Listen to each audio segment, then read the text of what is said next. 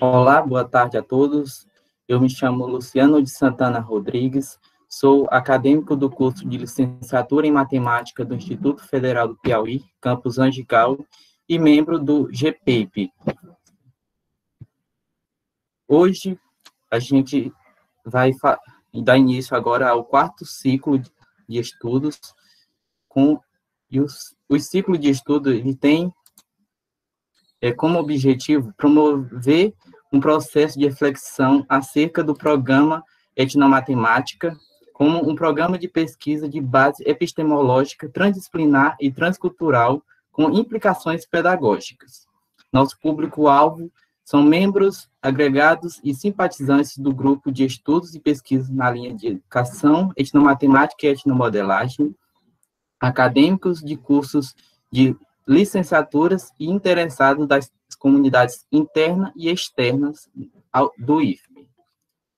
Gostaríamos de agradecer aos convidados, que já participaram com a gente, o professor Biratã, professora Oleneva, professores Milton Rosa e Daniel Ori, professora Ana Priscila e professor Antônio Francisco Ramos.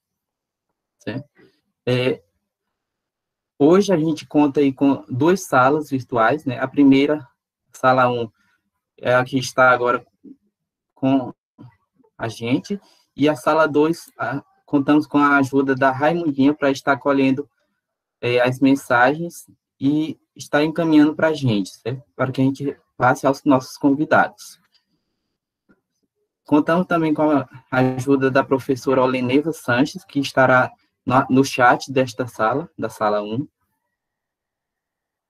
E gostaríamos de agradecer também a todos vocês, inscritos do evento, certo?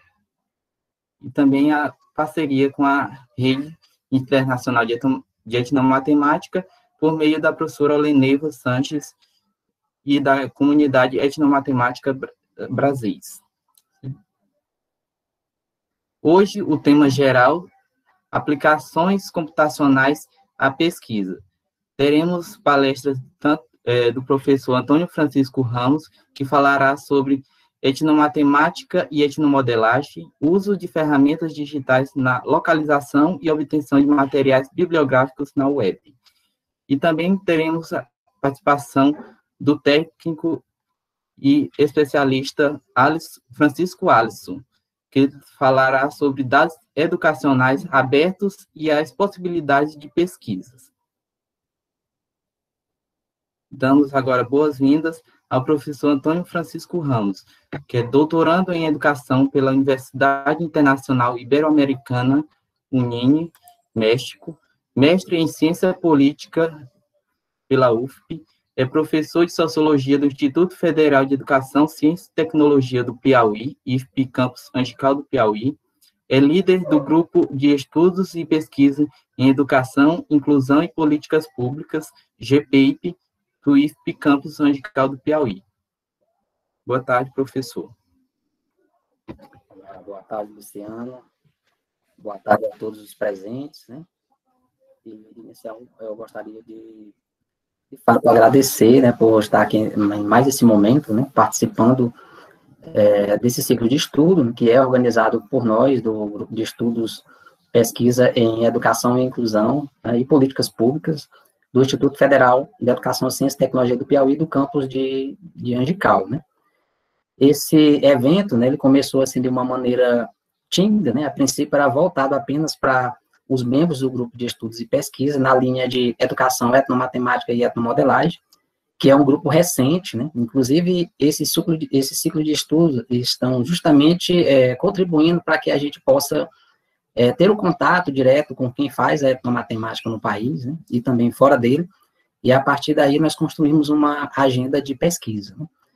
E por conta disso, hoje nós temos em processo de desenho de projetos de pesquisa 7, São 7 projetos, inclusive os alunos que são responsáveis pela elaboração e execução desses materiais, desses projetos, estão aqui presentes também, E nós estamos chegando na penúltima fase desse processo, que é justamente o momento em que a gente vai estar discutindo um pouco, a respeito das principais ferramentas que a gente dispõe para que a gente possa localizar de forma hábil e sistematizar também informações bibliográficas, né, materiais digitais que estão disponíveis na web. Né. Os projetos que nós desenvolvemos no âmbito do Instituto Federal, do campus de Angical, são projetos em nível de graduação, né. Inclusive fico muito feliz de saber que no nosso espaço de discussão a gente tem já pesquisadores, né, que já têm carreira, já têm experiência nesse processo, né, e que tem, ao longo desse ciclo, inclusive, contribuído muito com os questionamentos, com as proposições, que tem aí nos colocado e nos dado a possibilidade de enxergar, efetivamente, os viés metodológicos, né, bem como as possibilidades de abordagem a partir dos referenciais da etnomatemática e também da etnomodelagem, né. E por isso que nós começamos ainda desde o primeiro ciclo, né, as discussões mais conceituais, interagindo diretamente com os autores, né, que fundamentam, que sistematizam essas perspectivas, né. Então, nós tivemos a grata satisfação de termos, conforme o Luciano já falou, né, no nosso primeiro encontro, a participação do doutor Biratan D'Ambrosio e também da doutora Oleneva Sanches, né, inclusive é ela que tem nos motivado e nos dado a possibilidade de aumentar ainda mais as nossas teias, né, de relações, né, e nessas teias a gente tem também feito os nós necessários para que a gente se fortaleça nessa caminhada, né. E depois nós tivemos a oportunidade de estar com o doutor Milton Rosa, né, e também o Daniel Orey, aqui conosco, falando sobre etnomodelagem, né, o que significa, quais são as diversas abordagens que transversalizam essa discussão. E no encontro seguinte, a gente teve também a grata oportunidade de estar com a Ana Priscila, né, que está hoje novamente aqui presente com a gente. Agradeço você estar aqui conosco, né, nossa mestra, que defendeu o trabalho agora há pouco também, nessa perspectiva, né, da etnomatemática. E o Alexander Valença, que sempre esteve conosco, né, teve a oportunidade também de estar junto com os nossos alunos do Instituto que viajaram para um encontro internacional, né, então a gente tem tido sempre a felicidade de estar nos encontrando por aqui. Hoje, o que eu vou apresentar para vocês, né, em específico, são questões bem básicas do ponto de vista do uso, né, de algumas ferramentas que nos possibilitam, como todo projeto de pesquisa, né, se inicia aí com uma pesquisa exploratória, em que a pesquisa bibliográfica, digamos assim, é um primeiro passo, né, para que a gente possa ter uma aproximação com o tema, né, ter uma maior nitidez em relação ao próprio problema, né, saber o que se tem de agenda de discussão que envolve a etnomatemática e a etnomodelagem a nível de Brasil e também fora do Brasil, né. Então, nós estamos caminhando, né, e acredito que na direção certa, né, para que a gente possa se consolidar efetivamente como um grupo. O nosso grupo de estudo, ele está dentro de um grupo que já existe desde o ano de 2015, mas que a abordagem do grupo, ela é generalista, do ponto de vista que enfoca as questões mais amplas da educação, passando pela questão das políticas públicas, né, e a questão da formação de professor. Dentro dessa discussão que as nossas propostas de trabalhos que gradativamente vêm se aproximando, e alguns efetivamente podemos dizer que já são trabalhos na área de etnomatemática, surge dentro de uma linha, né, que é a linha educação, etnomatemática e etnomodelagem, tá? Então, para que eu possa conduzir de forma mais objetiva a minha fala, eu vou estar aqui utilizando de um slide, tá, para orientar. Dentro da nossa programação, há a previsão de que a gente fale ao final, mas se alguém quiser se manifestar no momento da minha fala, fazer alguma colocação ou algum questionamento, por gentileza, sinta-se à vontade para fazer, tá bom? A gente começando agora, toda a nossa discussão, a gente tem um tempo aí de aproximadamente, acho que uns 30 a 35 minutos de fala, né? O Luciano vai estar, inclusive, aí cronometrando, eu imagino, né? Para que a gente não acabe divagando, né? No momento das nossas exposições. E, por fim, eu queria agradecer também a presença de outras pessoas, né, que vieram, hoje estão presentes de outros estados, né, eu vi gente aqui de Santa Catarina, fico muito feliz, né, do sul do país, acho que, se não me engano, vi gente aqui também de Tocantins, né, deixa eu olhar aqui rapidamente. Pernambuco, com Alex Valença. Pernambuco, isso, do Maranhão aqui, a Cida, né, já falei, rapidamente. Então, Luciano, eu inicio a fala, você ainda vai falar mais alguma coisa? Pode iniciar. Aí podemos ver também que temos da Bahia, Auleneva até também. Sejam todos bem-vindos. A Tânia, né? São Paulo, Minas Gerais. Sejam todos bem-vindos. Pode iniciar a sua fala. Cássio Giordano, eu sempre o vejo aqui, e eu tenho contato com ele também nas redes sociais, mas eu não sei exatamente de onde ele é. Se ele é da região sudeste, se ele é de onde ele é, de qual estado, de São Paulo. O Cássio Cristiano Giordano. De São Paulo, Santo André. Maceió, Alagoas. São Paulo. Pois muito bom. Pois eu vou fechar minha câmera, por enquanto, deixaria apenas o meu áudio aberto, tá? E vou compartilhar com vocês aqui a minha tela, vou compartilhar a tela inteira, porque num dado momento da exposição, eu vou estar navegando também, se a gente não tiver nenhum problema aqui de conexão, com algum das ferramentas que a gente se propõe a discutir hoje com vocês. Tá bom?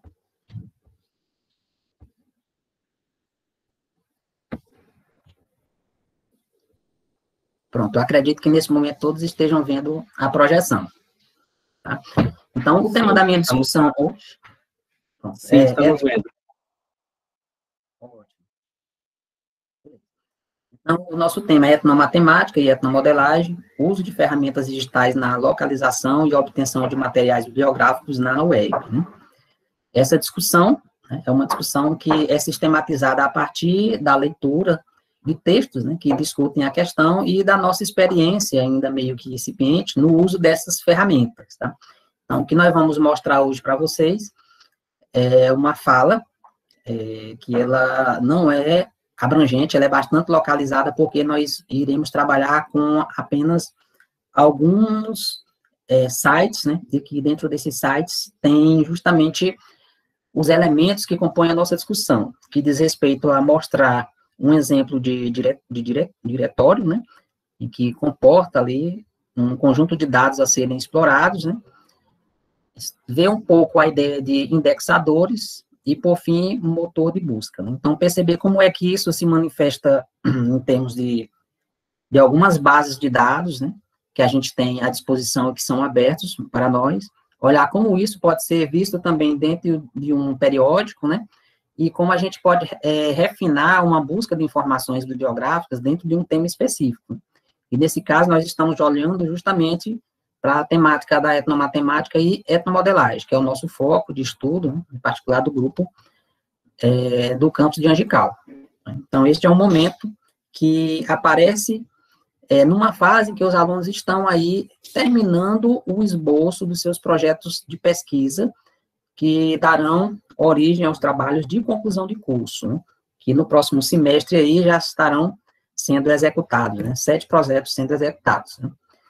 Então, quando nós falamos de ferramentas na web, né, nós estamos falando de um conjunto de mudanças tecnológicas em que o século XX, né, em particular, podemos dizer assim, é um momento em que a descoberta do computador, o uso da internet, né, de certa maneira, modifica de forma significativa a nossa forma de se comunicar e também de interagir. Né?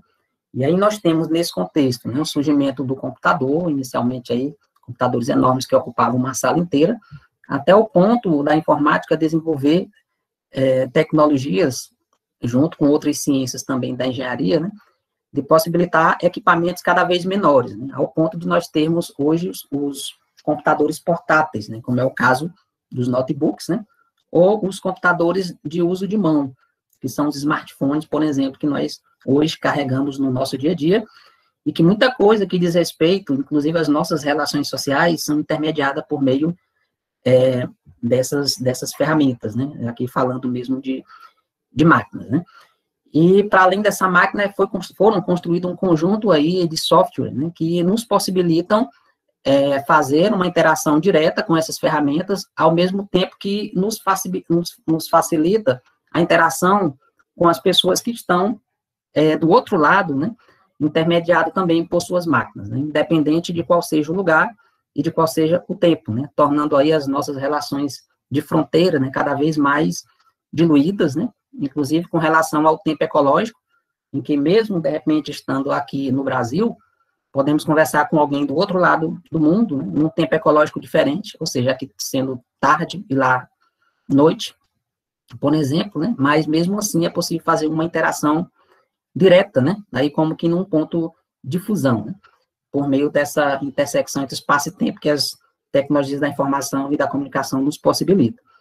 E nesse contexto da pandemia da Covid-19, a gente tem observado que o uso das novas tecnologias, elas têm se intensificado ainda mais, né, principalmente por conta aí da declaração da pandemia, né, a partir do ano passado, em março do ano passado, já estamos um pouco mais de um ano que isso ocorreu, né, que a Organização Mundial começou aí uma discussão entre os países ao ponto de nós implementarmos políticas públicas de distanciamento social, em que, no campo da educação, o ensino remoto é um dos exemplos, né, de possibilidades de enfrentamento e, ao mesmo tempo, de prevenção à disseminação ainda mais, né, desse vírus que provoca a Covid-19. E, nesse contexto, logicamente, tivemos que nos adaptar, reorganizar, inclusive, a estrutura de nossas casas, né, aumentar os nossos pacotes de internet, ter computadores ou celulares que nos possibilitam uma maior quantidade de memória, né, para que a gente possa não só armazenar, como também trabalhar de uma maneira mais tranquila, né, seja do ponto de vista da pesquisa ou do ponto de vista dos estudos também. E, no meio de tudo isso, a informação como um elemento importante se avoluma, né, ao ponto de termos a necessidade também de criarmos aí os robôs, né, que nos ajudam na busca e sistematização dessas informações, né. E esses robôs, que podem se apresentar, por exemplo, sob a forma de buscadores, né, nós encontramos presentes em diversas bases, né, de dados, que é o que nós vamos justamente discutir nesse dia de hoje, né. E a ideia é que a gente possa, de alguma maneira, contribuir, né, com essas informações, fomentando, né, orientações para que as pessoas possam desenvolver habilidades do ponto de vista da manipulação dessas ferramentas e otimizar o processo de sistematização das informações, em particular, que dizem respeito às pesquisas de materiais com foco na etnomatemática. Então, vamos aqui. Então, quando nós falamos em pesquisar, né, em base de dados abertos, é importante a gente entender que a pesquisa ele é uma ação sistemática, né, é uma ação pensada, né, racional, que nos possibilita, então, buscar a resposta para determinados problemas, né? Esses problemas podem ser desde uma dúvida, né, em que o pesquisador tem em relação a algo, ou resposta a alguma questão que a literatura ou estudos já implementados, porventura, deixem em aberto, né? Então, o pesquisar é uma ação, né, que é requerida justamente, né, como uma forma de se ampliar um determinado conhecimento ou mesmo refutar alguma informação já disponível, né.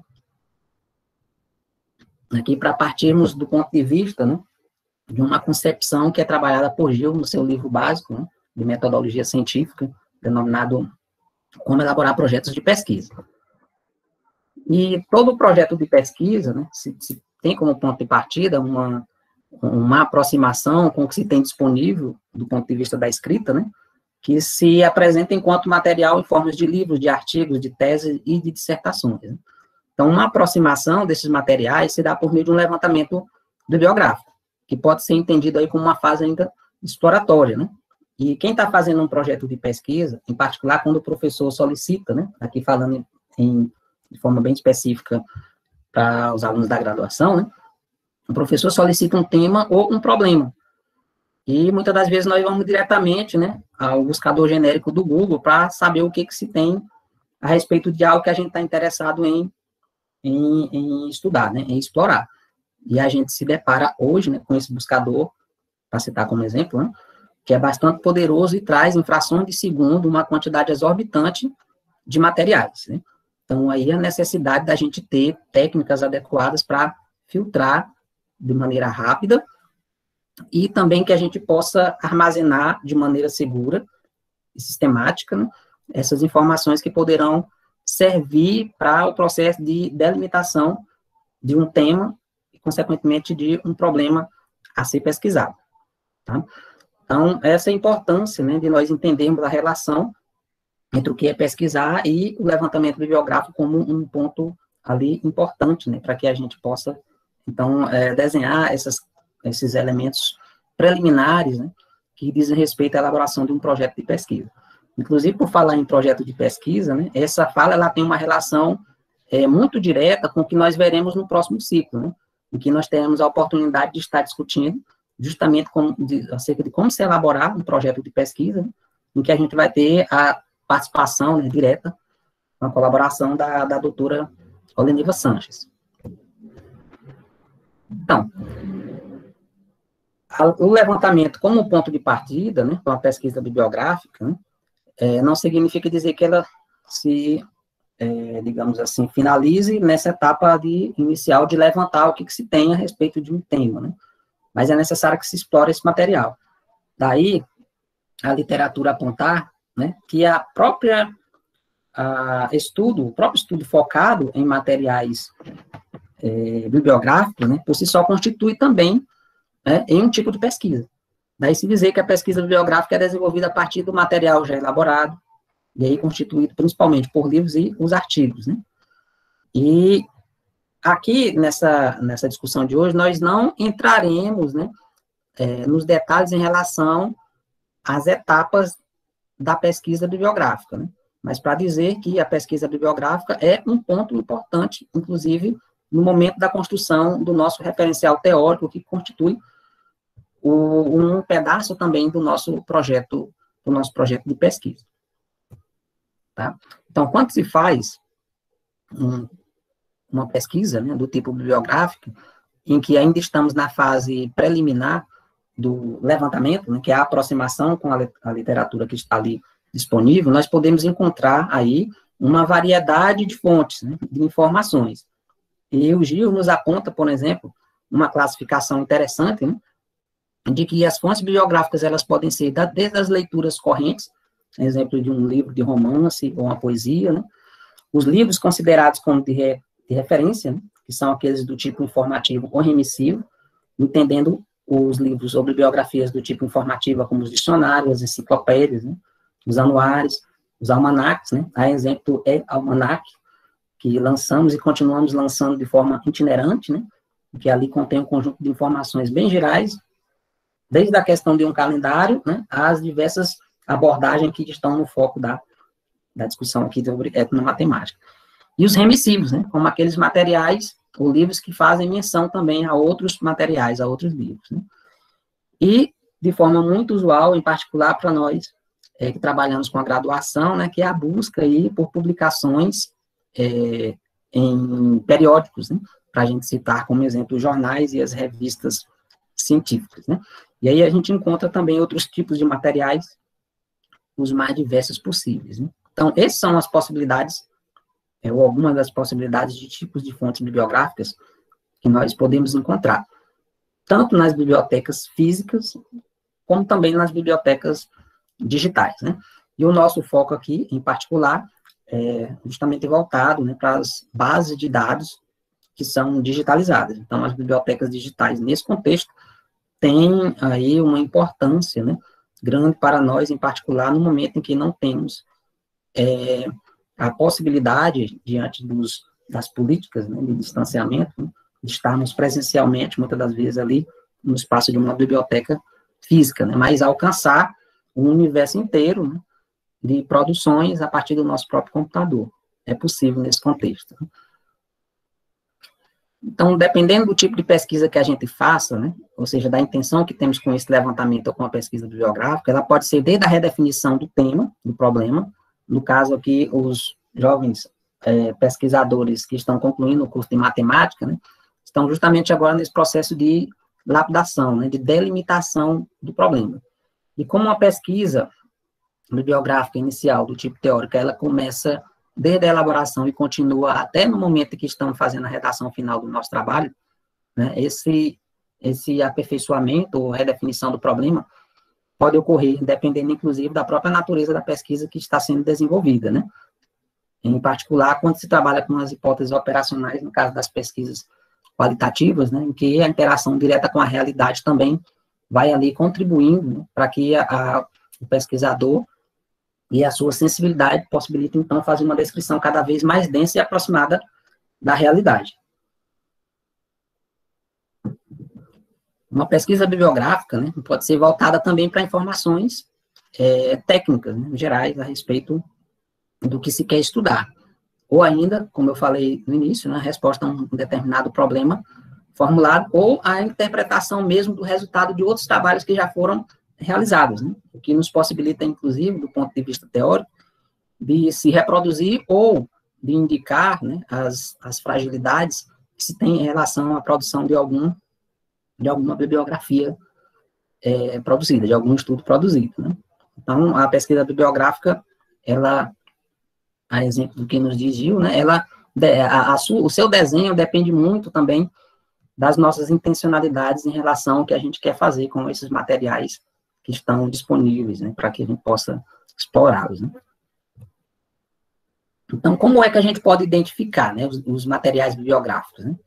As sugestões são diversas, né? A gente pode encontrar, buscar referências desde os catálogos, né, relacionados a algum assunto, que a gente encontra isso nas livrarias, a gente pode encontrar diretamente também nas próprias bibliotecas digitais. A gente pode consultar os especialistas, né? Por exemplo, eu poderia, na ânsia de buscar perceber quais são os centros de produção em etnomatemática no Brasil, eu chegar até a doutora Olenevo e perguntar: doutora Olenevo, eu poderia me dizer como referência aí quais são as instituições de ensino superior hoje no Brasil, que a gente pode dizer que são os centros em que se concentram as principais produções em etnomatemática? Ou seja, poderia nos trazer indicativos, né? Mas hoje, com a questão dos diretórios, né, é possível a gente fazer uma busca, por exemplo, na biblioteca digital de teses e dissertações, a gente saber quais são as produções que já foram aí defendidas, né? Onde estão, quais são as instituições, né? Rapidamente a gente faz isso. Inclusive, dá até para identificar quem são ali os possíveis, ou os orientadores de cada um desses trabalhos, né? Coisa que se fôssemos fazer isso numa biblioteca física, certamente demandaria muito mais tempo, né? Enquanto a gente faz isso, assim, em poucos minutos é possível a gente compilar essas informações, né? Consultar a própria bibliografia dos livros, né? Se a gente encontra um livro de referência ou de indicação a partir de um especialista, né, quando a gente busca esta informação, a própria referência bibliográfica do material pode ser uma fonte de indicativo para que a gente possa localizar outras informações também, né? A leitura corrente dos livros, né? Assim como todas as suas obras, os periódicos, as teses, né, os anais científicos, né, são exemplos, né, de fontes que a gente pode estar lançando mãos para começar a construir os nossos referenciais, né, que fundamentarão as nossas pesquisas. Então, como localizar e obter os dados bibliográficos, né? Nós podemos fazer isso tanto nas bibliotecas convencionais, nos periódicos de indexação e resumo, em base de dados, e pesquisas com sistemas de buscas, né? Que são justamente os elementos que nós vamos observar a partir aqui do segundo item colocado, né? Visto que nós não vamos trabalhar com a questão das bibliotecas convencionais. E nesse caso, né, das bibliotecas digitais, nós podemos encontrar os diretórios, né?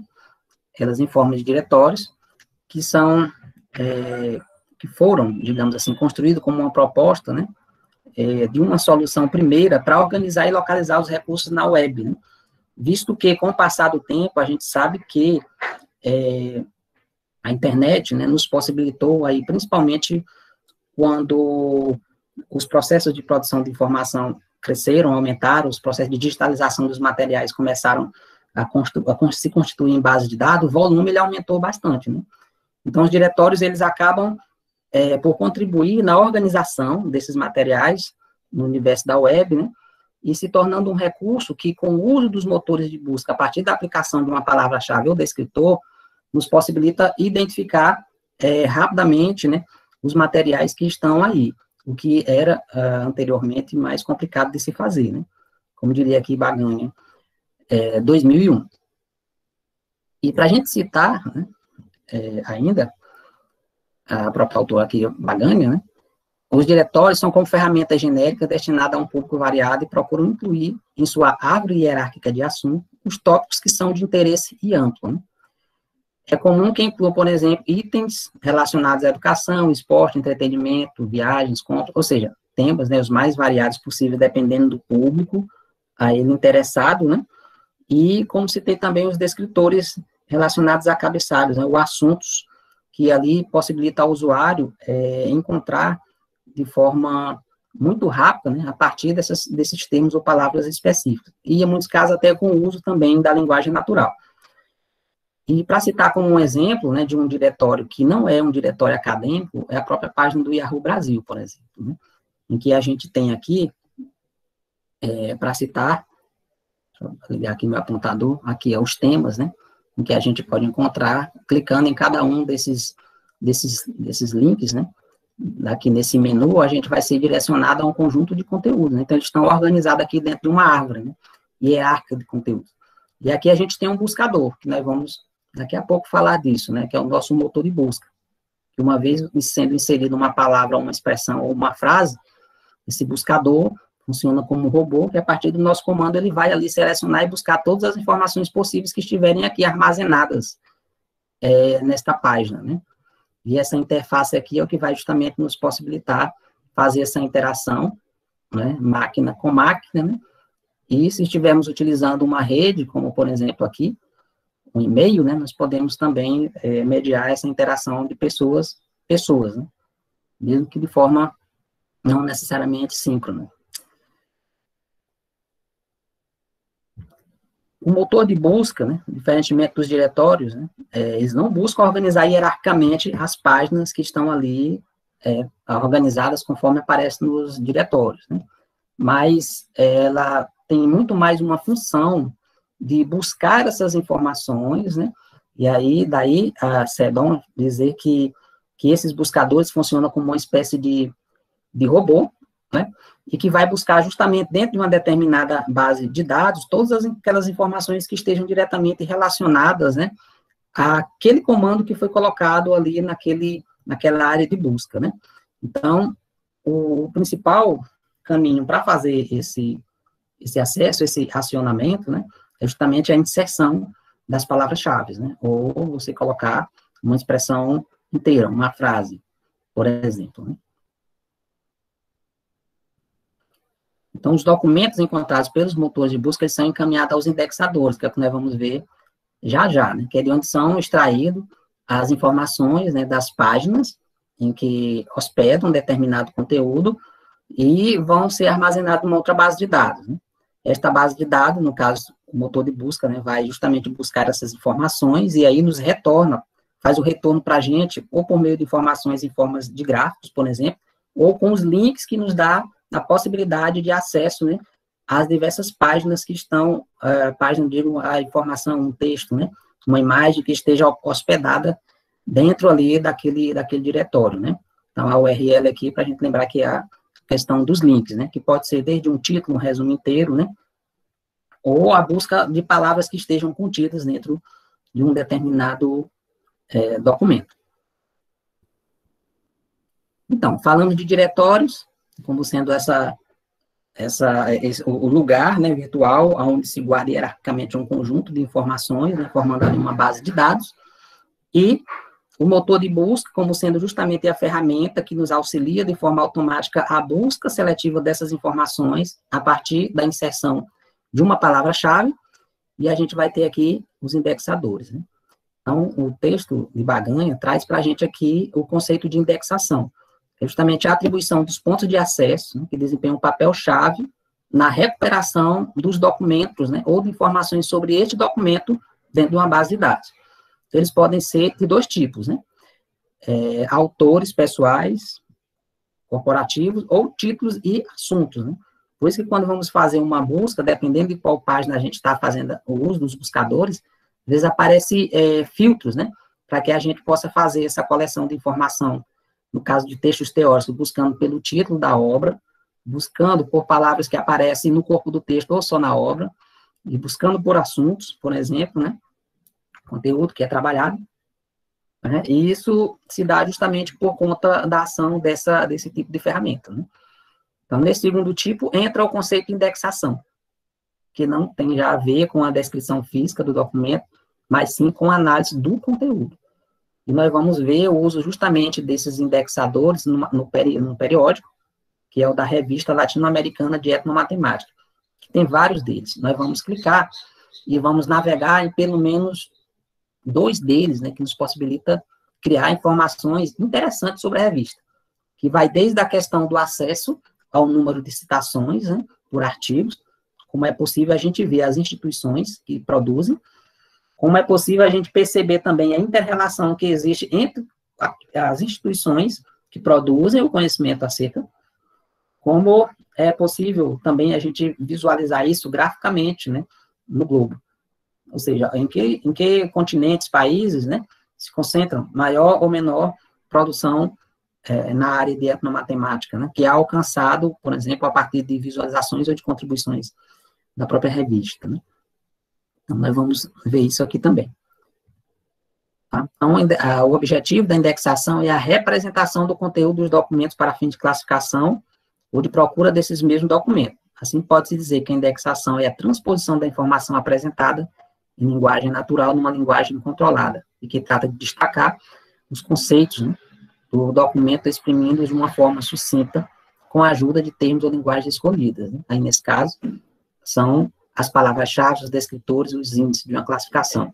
Por isso que é importante, quando a gente vai fazer um artigo científico e colocar para publicação, né, a gente escolher aquelas palavras-chave que realmente sejam significativas em relação àquilo que está sendo discutido, né? Porque os indexadores, os motores de busca vão justamente capturar, né, mapear essas informações, né, essas palavras, que compõem ali, digamos assim, o cerne das questões que são discutidas nos materiais publicados. Por fim, para que a gente possa efetivamente fazer essas coisas funcionar, a gente tem aí o motor de busca, e que geralmente ela aparece na interface de uma página, né, de um site, no caso, uma página da web que vai ser ali utilizada pelos usuários para efetuar a pesquisa em base de dados. Então, agora eu vou mostrar justamente para vocês como a gente faz isso, né? Eu vou tirar aqui a minha apresentação do PowerPoint e a gente vai navegar diretamente nas páginas, tá? Então, eu trouxe para mostrar para vocês, né, e discutir. Inicialmente, né, essa ferramenta que já é bem usual e comum. Às vezes a gente faz uma busca genérica nela, mas não faz o uso dos filtros, os filtros que são disponíveis aqui nessas páginas. Então, estou trazendo 4 páginas para a gente olhar.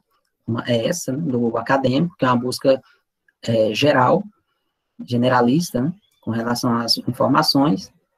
A outra que é o acesso, né, às teses e dissertações que são produzidas no Brasil. A página da Rede Latino-Americana de Etnomatemática, e nós vamos olhar rapidamente também aqui a Biblioteca Digital Etnomatemática, né, que são aqui as possibilidades que a gente tem de uso mais simples, né, para que, em particular, os alunos de graduação que estão ainda na experiência preliminar de elaboração de projetos possam ter acesso às informações, né.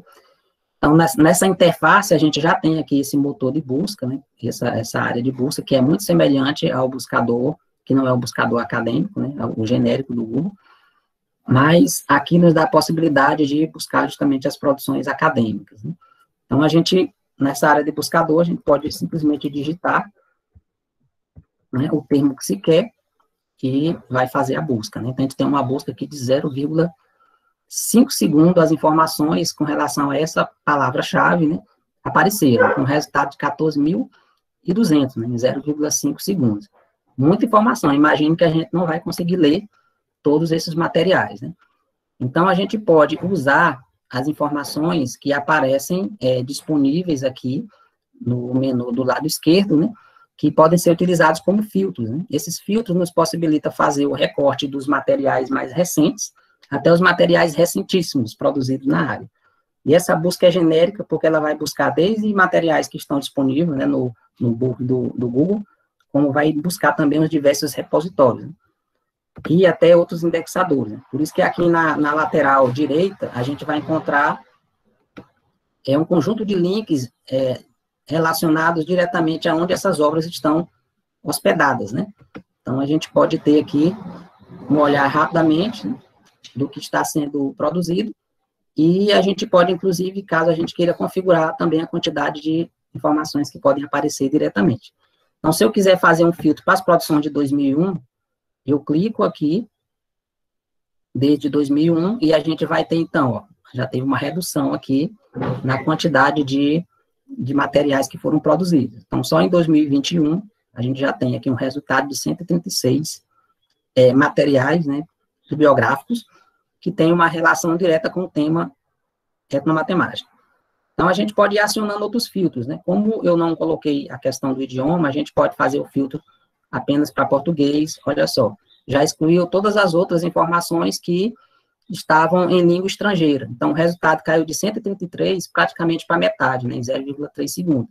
Então, a gente já fez um filtro para 68 material, já tornou bem mais viável, né, a gente fazer a exploração do material de um volume desse tipo aqui. Então, nessa área aqui, a gente vai ter justamente, né, a possibilidade de fazer os filtros. E se eu quero pegar um recorte bem específico, eu posso clicar o período, né, e eu posso digitar aqui e especificar o momento que eu quero fazer o recorte. Né? Vamos dizer aqui que 2017 a 2020, né? Vamos ver o que ele vai trazer para a gente. Olha, aumentou 3.220 resultados. Então, é uma maneira prática da gente fazer também aqui o filtro desses materiais. Bem, se eu faço uma busca inicial apenas olhando aqui, né, para o que aparece para mim um resumo rápido daquelas questões descritivas do próprio texto, eu posso guardar essas informações, se ela me interessa. Como que eu posso guardar a informação? Né? Uma vez olhando, selecionando, eu posso fazer uma seleção de diversas formas. Né? Eu posso clicar no link, abrir o documento, ler o resumo e ver se interessa ou não. Ou simplesmente eu posso buscar aquelas informações que nos possibilitem imediatamente fazer um mínimo de identificação. A exemplo do que aparece nos títulos. Né? Eu posso sair procurando aqueles em que a palavra matemática aparece. Se me interessar, eu posso clicar onde tem essa estrelinha, clico nela, e vai ficar marcadinho aqui. Ela vai ser salva na minha biblioteca. Como é que agora eu tenho acesso, né? Eu venho aqui no canto superior direito da página, onde tem minha biblioteca, clico em cima, e aí, como eu estou logado com o meu e-mail da Gmail, olha, a informação já veio para cá. Então, todos esses materiais que estão aqui já foram textos que eu escolhi e coloquei na minha biblioteca para que eu não perca, né? Eu faço a leitura do material, baixo no computador, mas depois posso vir aqui e acessar o material. Esse é um ponto, né? Que a gente pode utilizar já para ir fazendo a lista. Então, você pode fazer a sua biblioteca só com aqueles materiais que interessam para o seu trabalho de pesquisa. Uma outra coisa que nos ajuda muito no momento da organização das referências é clicarmos aqui onde tem esse símbolo, né, que nos lembra aqui uma aspa dupla. Então, aqui diz citar. Se eu clico aqui, olha aqui, ele já me dá a possibilidade de já pegar a referência bibliográfica, né, seja na formato APA, na NBR, no caso da ABNT, né, ou do MLA. E aí é só copiar rapidinho aqui e você transpõe para a área que você quer. Às vezes, né, essa referência não vem totalmente completinha, então é importante a gente dar uma olhada para ver se falta algum detalhe. E como é um recurso da internet, ela não traz aqui para a gente, né, o endereço. Então, você vai ter que fazer, depois de fazer essa transposição, para o material para onde você quer, adicionar o link, né, de acesso. Bem, uma outra coisa interessante é aqui, citado por, né, a gente vai observar que geralmente as informações que aparecem aqui, elas são hierarquizadas também, né, por nível de relevância. Então, quando você clica aqui, você, aqui no lado da esquerda, não tem classificar por relevância, ele vai justamente colocar aqueles artigos que são considerados mais relevantes, né, aparecendo nessa ordem aqui. Tá? Então, essas são as principais informações que a gente encontra logo nessa página inicial. Mas a gente clicando aqui nesse outro menu, a gente pode encontrar também o item de pesquisa avançada, né? Em que a gente pode também fazer uma seleção um pouco mais refinada, né? Buscando desde o nome do autor, caso a gente queira, por exemplo, né? Ou alguma informação que esteja ligada ao título do artigo, né? Para usar, né, é importante que efetivamente a gente possa pegar a ferramenta, testar a ferramenta. Né? Os alunos que estão fazendo o projeto de pesquisa agora, pode colocar a proposição do próprio tema, né, porque isso ajuda, inclusive, a localizar se tem materiais com o mesmo título ou não, ou buscar aquelas palavras-chave, né, que constituem o seu trabalho, e fazer essa busca diretamente aqui também, nesse buscador. Essas são informações gerais, né. Aqui, na biblioteca digital de tese, né, a gente tem também uma interface, né, que é essa página que aparece para nós, e de imediato a gente já tem um conjunto de informações, né, como as instituições que são responsáveis pelo depósito desses documentos, né, os tipos de documentos, as dissertações, as teses, né, com a quantificação de cada uma delas. E do lado aqui do buscador, a gente vai encontrar também um filtro, né, e esse filtro apresenta alguns campos que nos possibilitam, então, escolher se a gente quer apenas buscar algo que esteja relacionado ao próprio título, a gente quer buscar o autor ou assunto. Eu prefiro deixar com todos os campos, porque tudo que tiver a respeito daquilo que a gente quer buscar, ele vai trazer para a gente, né? Então, eu posso botar novamente aqui a palavra matemática. Vamos ver aqui o que vai trazer para a gente. Trouxe aqui, por exemplo, um total de 273 trabalhos. Na primeira parte aqui, a gente tem a apresentação de apenas 20, né? 20 trabalhos ao todo. Eu não fiz ainda a aplicação de filtros, né?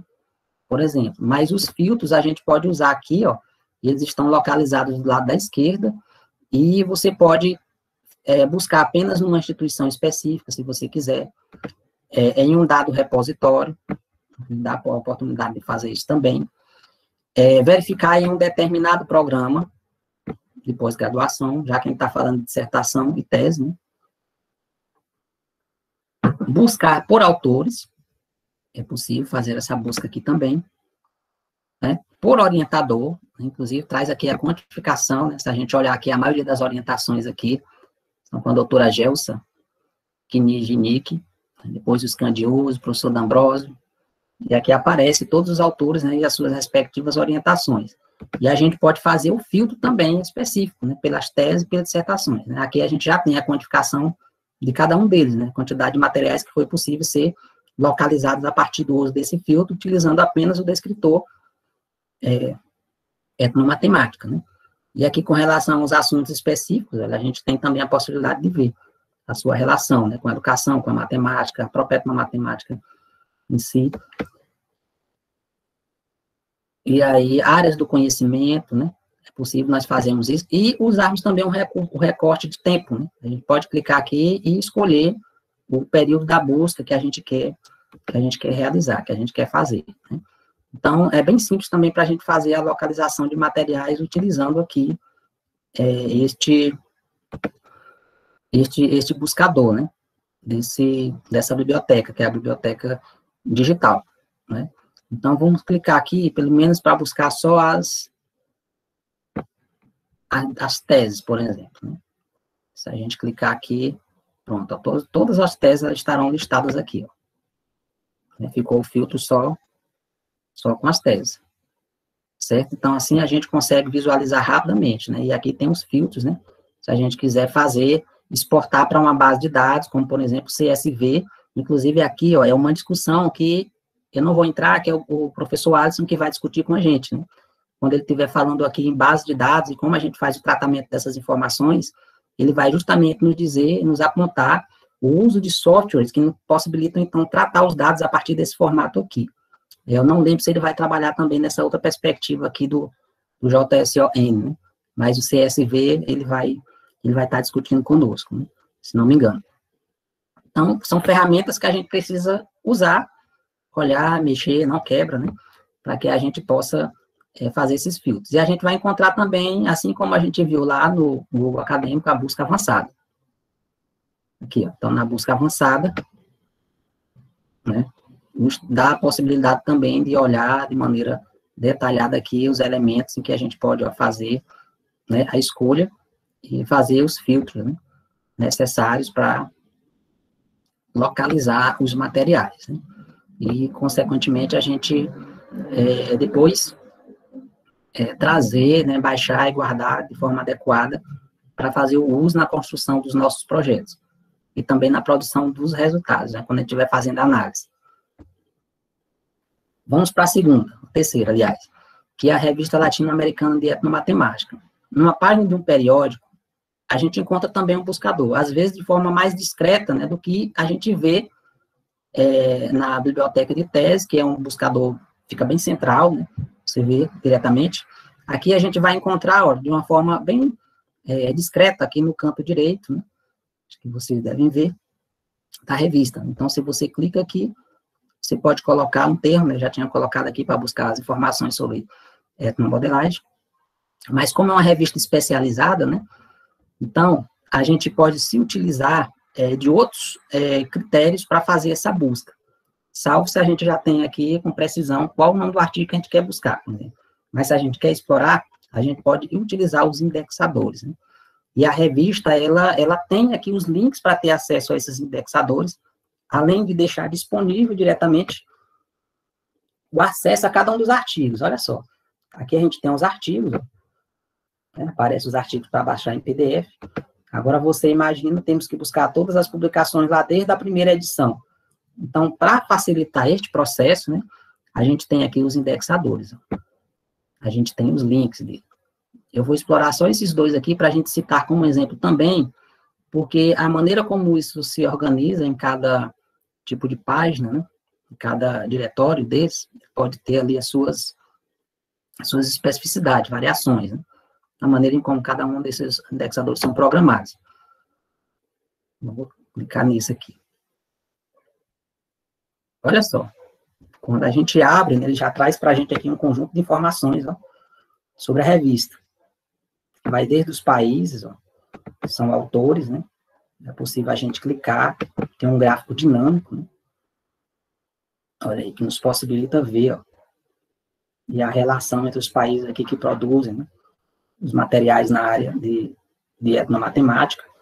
A gente pode clicar aqui em indicadores, que a gente vai ter a oportunidade também de, perdão, a gente já estava nele, de encontrar, olha só, os países, a quantidade de países que publicam, a quantidade de artigos científicos, quantidade de instituições, né?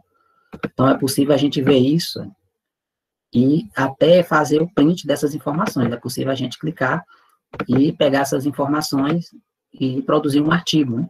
Aqui a gente visualiza como está a distribuição, olha, das publicações em etnomatemática por autoria, né, nos diversos lugares do mundo para essa revista. Então, aqui a gente tem essas informações em forma de gráficos, né, de infográficos até, que nos possibilita ver.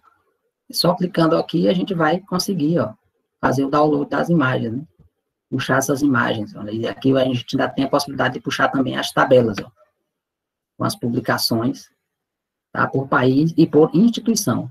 Então, se a gente quer fazer um mapa rapidinho, né, da produção do conhecimento sobre etnomatemática no mundo e a sua relação com as instituições, isso aqui nos possibilita ter essa visualização bem rápida, né? Um outro é esse aqui, da rede ibero-americana, né, da rede. Aqui nos possibilita, sim, fazer o filtro, olha aqui, por ano, né? As publicações da revista vai desde 2008, né? Então, eu posso fazer rapidamente aqui o filtro, clicando no ano que eu quero encontrar, né, os artigos, os materiais que estão lá. Ele já vai trazer para mim aqui rapidinho, já, tudo organizadinho. Né, com os títulos em que a gente pode olhar diretamente, clicar e baixar, né, os materiais que estão disponíveis. E a gente pode fazer o filtro também por período. Certo? Então, os indexadores nos ajudam justamente a fazer essa leitura a partir de uma palavra-chave, né? E a própria máquina é capaz de gerar as informações diretamente para a gente, sem a gente precisar estar copiando de uma por uma, para criar um quadro ou uma tabela, né, porque essas informações elas já vão aparecer prontas, né? E aqui a gente tem também, olha, um motor de busca, né? A gente pode colocar a palavra que a gente quer buscar, o nome do autor, um assunto, né, e fazer aqui a seleção diretamente por esses itens, né? O título, o autor, o assunto, o ISSN, e também o editor. Né? E aí a gente tem um filtro também de buscas avançadas. A gente pode observar que os elementos, né, desses buscadores, eles são semelhantes, né? Apesar da apresentação gráfica ser um pouco diferente, às vezes, de um para outro, no que se respeita à localização dessas informações. Mas são elementos básicos que a gente pode encontrar nessas páginas para fazer justamente o filtro dessas informações. Então, quem vai pesquisar em etnomatemática tem essas referências dentre outras, né?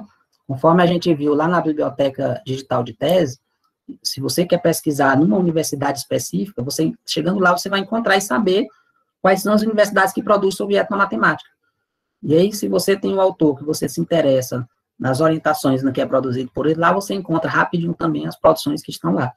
Então, isso nos ajuda a fazer essa localização, esse levantamento e baixar os materiais que estão disponíveis também, quando abertos.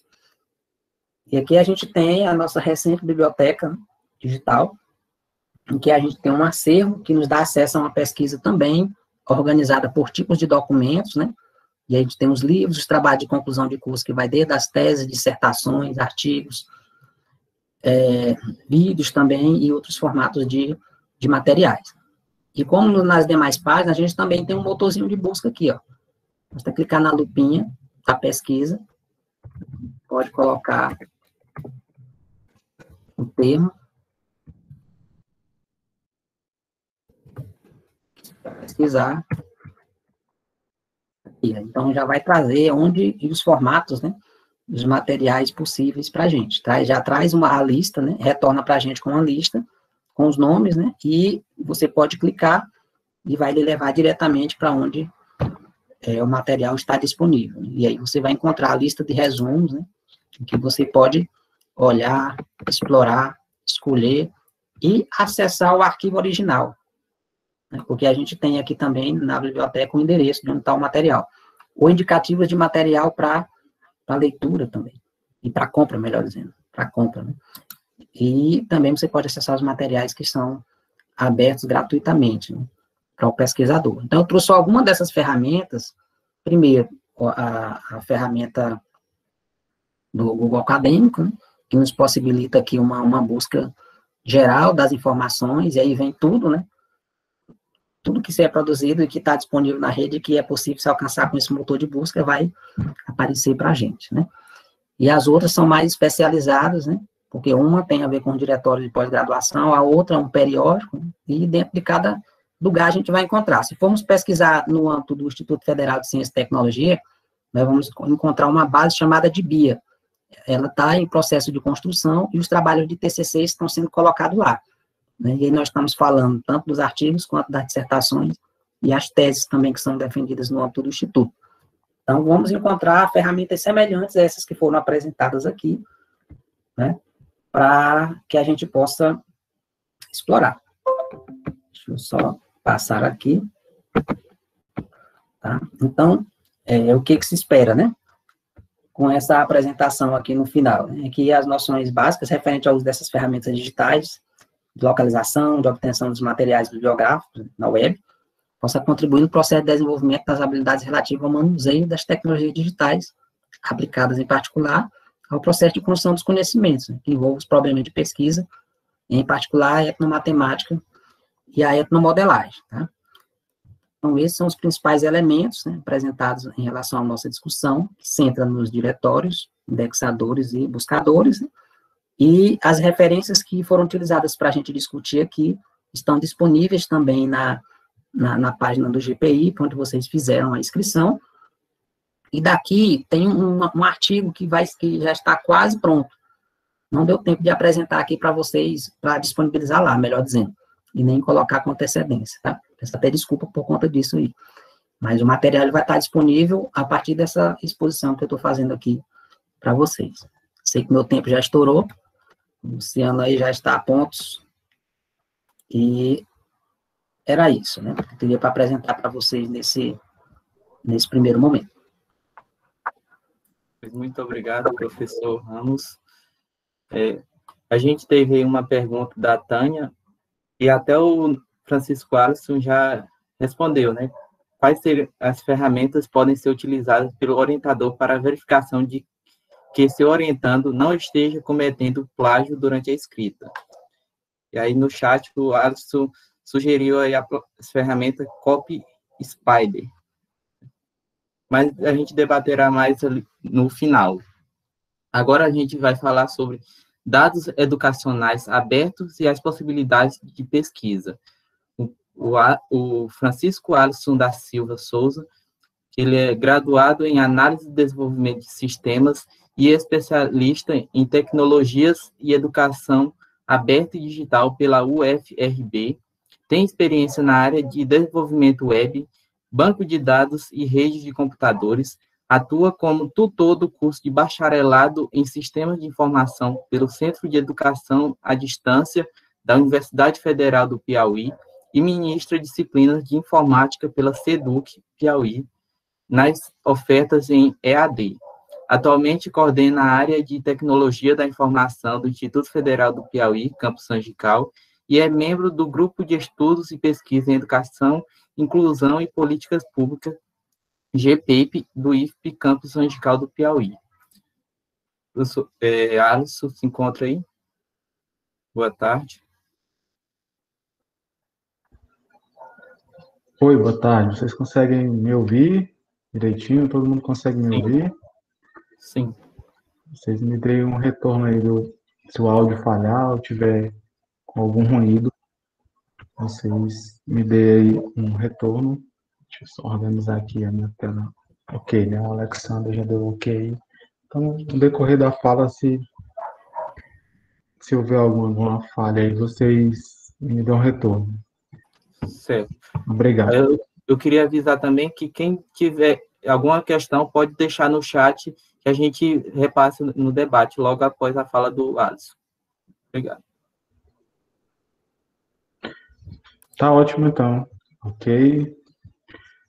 Então, pessoal, primeiro dizer que é uma satisfação, né, estar participando desse momento, desse encontro de grande aprendizado, né, para mim também, acredito que para todos, após essa riquíssima aula aí do professor Ramos, um extraordinário, ele consegue andar aí passear aí por várias áreas, né, e sempre desenvolve muito bem, né.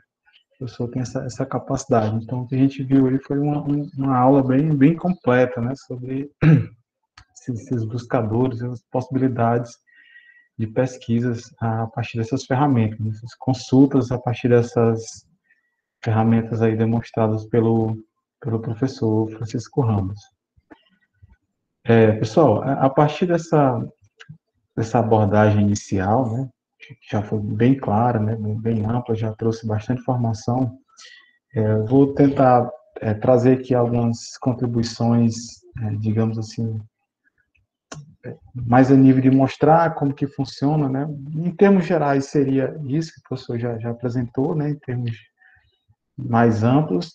Vou tentar mostrar aqui como que funcionam essas buscas e também outras ferramentas que ajudam a gente a explorar melhor os dados, né? E além dessas plataformas, a gente vai tentar focar aqui principalmente na questão dos dados abertos, né, mais voltados para esse texto de educação, e permitir que vocês, para quem ainda não conhece, ainda não explorou, né, ter essa visão, né, esse olhar aí sobre essas bases de dados, para que vocês consigam aprimorar as pesquisas, obter esses dados aí que certamente irão contribuir com os projetos de todos, ok?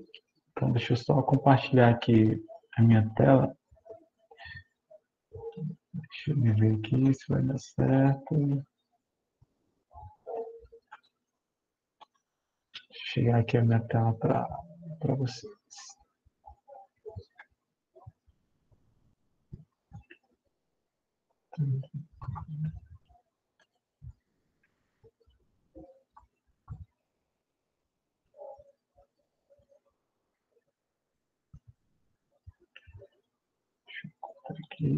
acredito que chegou para todos aí, né? Eu consigo visualizar aqui.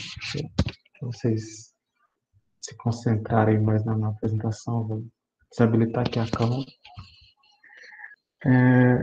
Também elaborei essa apresentação aqui mais também para servir como esse guia, né? Esse norteador da nossa abordagem, mas a gente pode certamente flexibilizar, né? Abrir para as interações aí. A ideia é a gente fazer justamente essa discussão, esse debate, para a gente aprimorar isso que já nos trouxe aí o professor Francisco Ramos, certo? Embora tenha aqui essa apresentação, essa sequência, mas está aberto para que a gente possa conversar, vocês possam complementar também.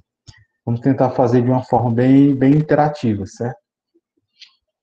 Ok, então, como eu falei, nossa intenção é trazer uma contribuição nessa área das ferramentas, né, das aplicações computacionais destinadas aí como suporte à pesquisa. Enquanto desenvolvedor de software, tenho me dedicado nos últimos anos aí a pesquisar sobre dados, né, descoberta de conhecimento, base de dados, mineração de dados, então trabalhar com formas que a gente possa obter informações, né, descobrir detalhes, né, que possam nortear aí, inclusive a tomada de decisão, que possa enriquecer, nesse caso específico, as pesquisas que vocês venham a desenvolver. Então, esse é o objetivo que a gente quer contribuir aqui com esse nosso encontro. Então, eu coloquei aqui uma pequena sequência, como eu falei, né, nada, a gente pode dinamizar isso aqui, pode flexibilizar.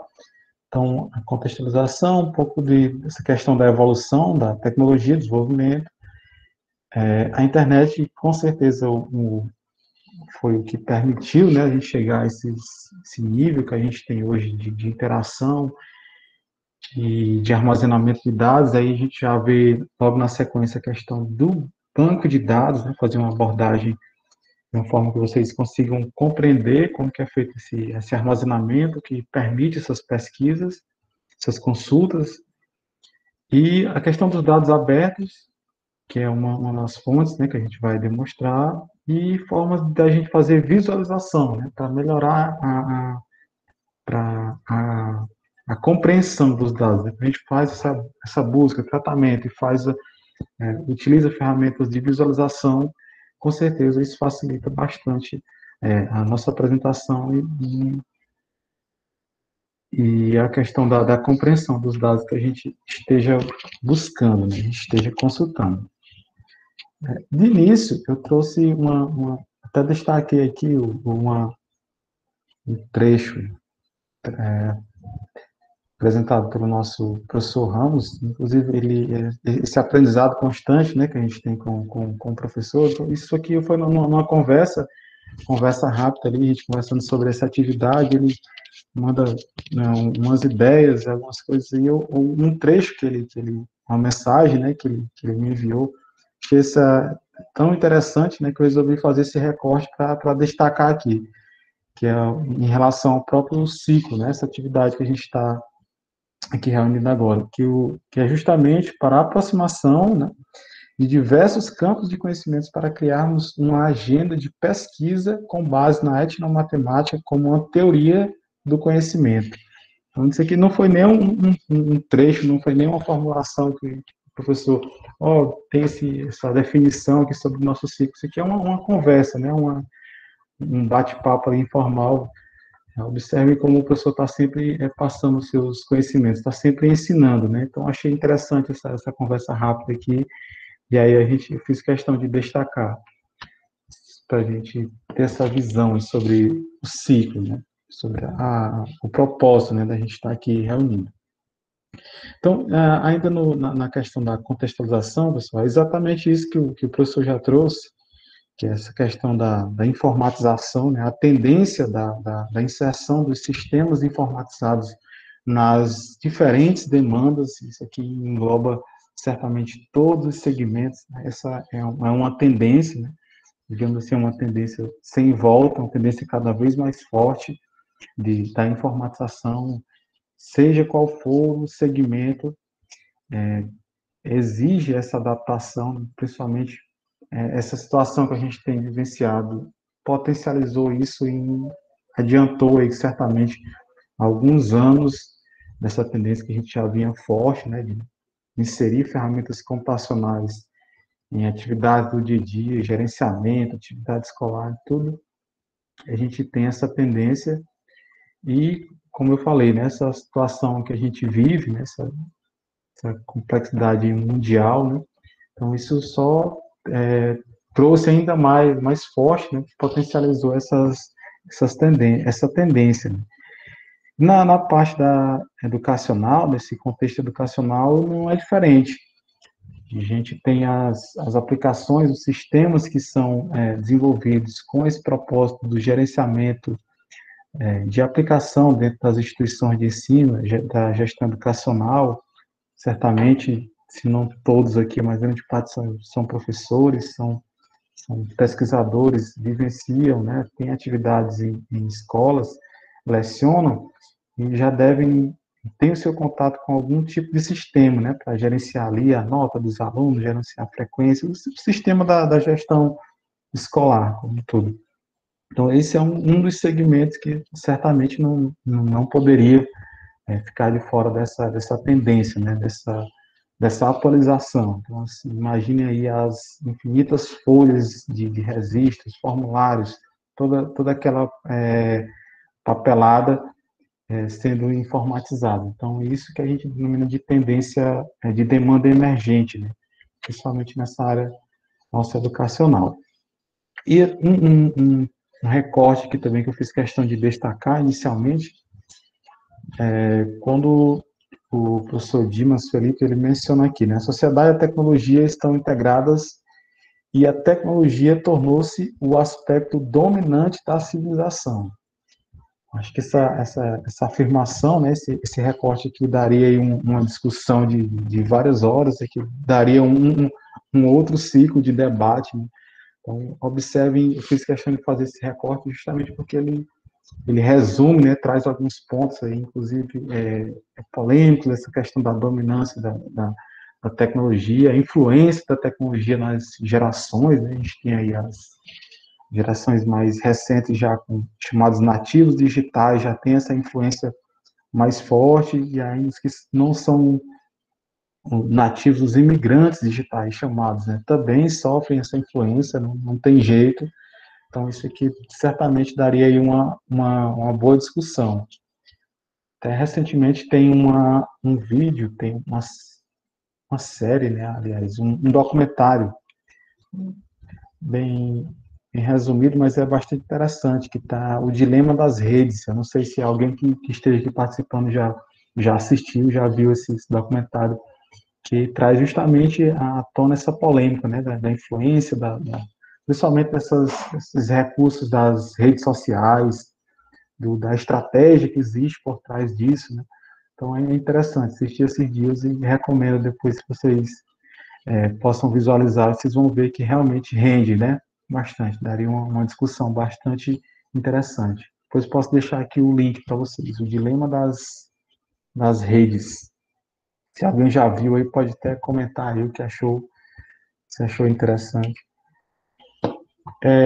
Quanto ao desenvolvimento tecnológico, esse nível que a gente chegou hoje, que a tecnologia hoje permite, né, que a gente faça, exemplo disso que o professor demonstrou, né, ferramentas de busca, né, altamente robustas, de resposta de volumes gigantescos de dados, pesquisas em volumes muito grandes, em tempo extraordinariamente rápido.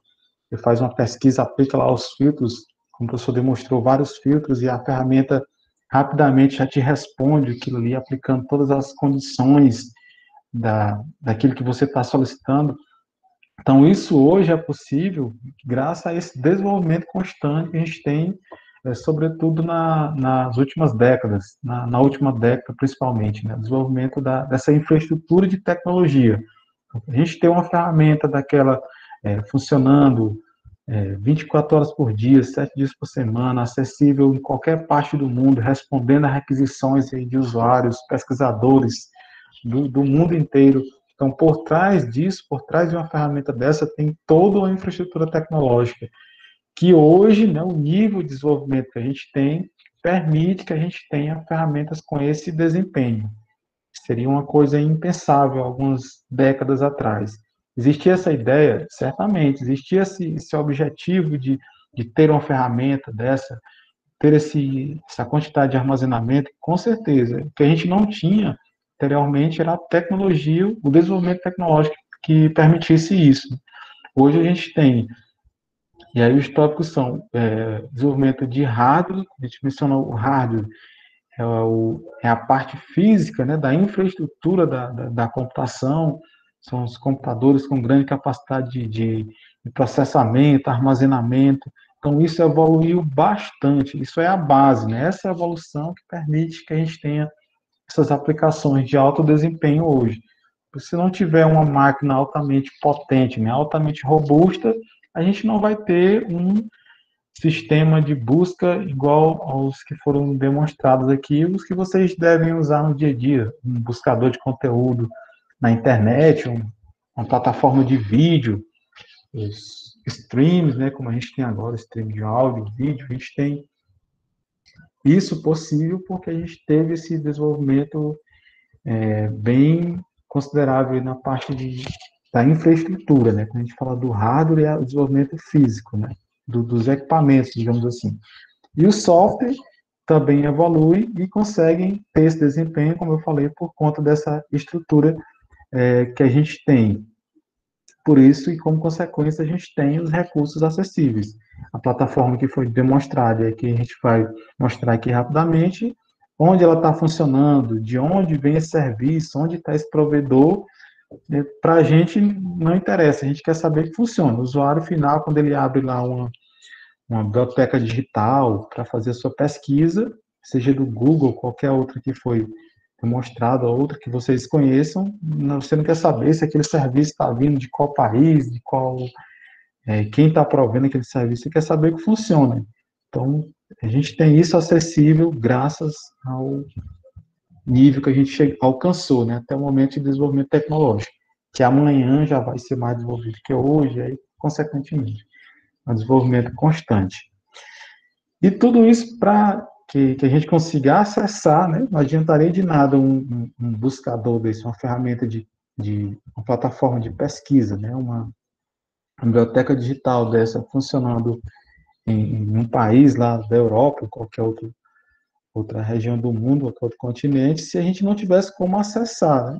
Então, a gente tem digamos assim, o boom da internet da década de 90 para cá, do final da década de 90 para cá, que permite, né, essa conectividade que permite que a gente tenha acesso a esses recursos. Porque se a gente for considerar que a Europa, a América do Norte, a Ásia, são bem desenvolvidos, né, tecnologicamente.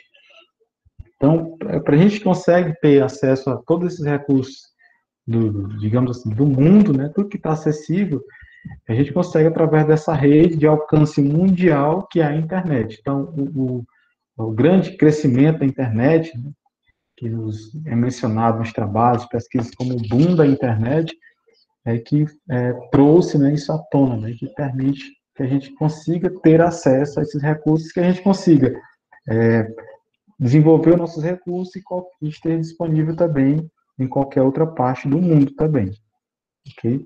Então, o meio, né, de acesso também, ele certamente tem grande contribuição, né, porque permite a gente disponibilizar e ter acesso a conteúdo. E aí vem a questão das redes sociais, que é o grande volume aí de conteúdo, né, pessoas fornecendo informações diariamente, toda hora a gente está fornecendo informações pessoais, a gente está alimentando sistemas, a gente está alimentando banco de dados aí gigantesco, a gente está lá o tempo inteiro colocando essas informações, onde estamos, o que gostamos, o filme que assistimos, as recomendações, a gente está todo tempo ensinando para essas aplicações quem nós somos, certo? E aí vem a outra discussão, né, que daria também um outro debate bem produtivo, que é a questão do uso desses dados, né, para publicidade, e aí vem uma discussão certamente bem ampla.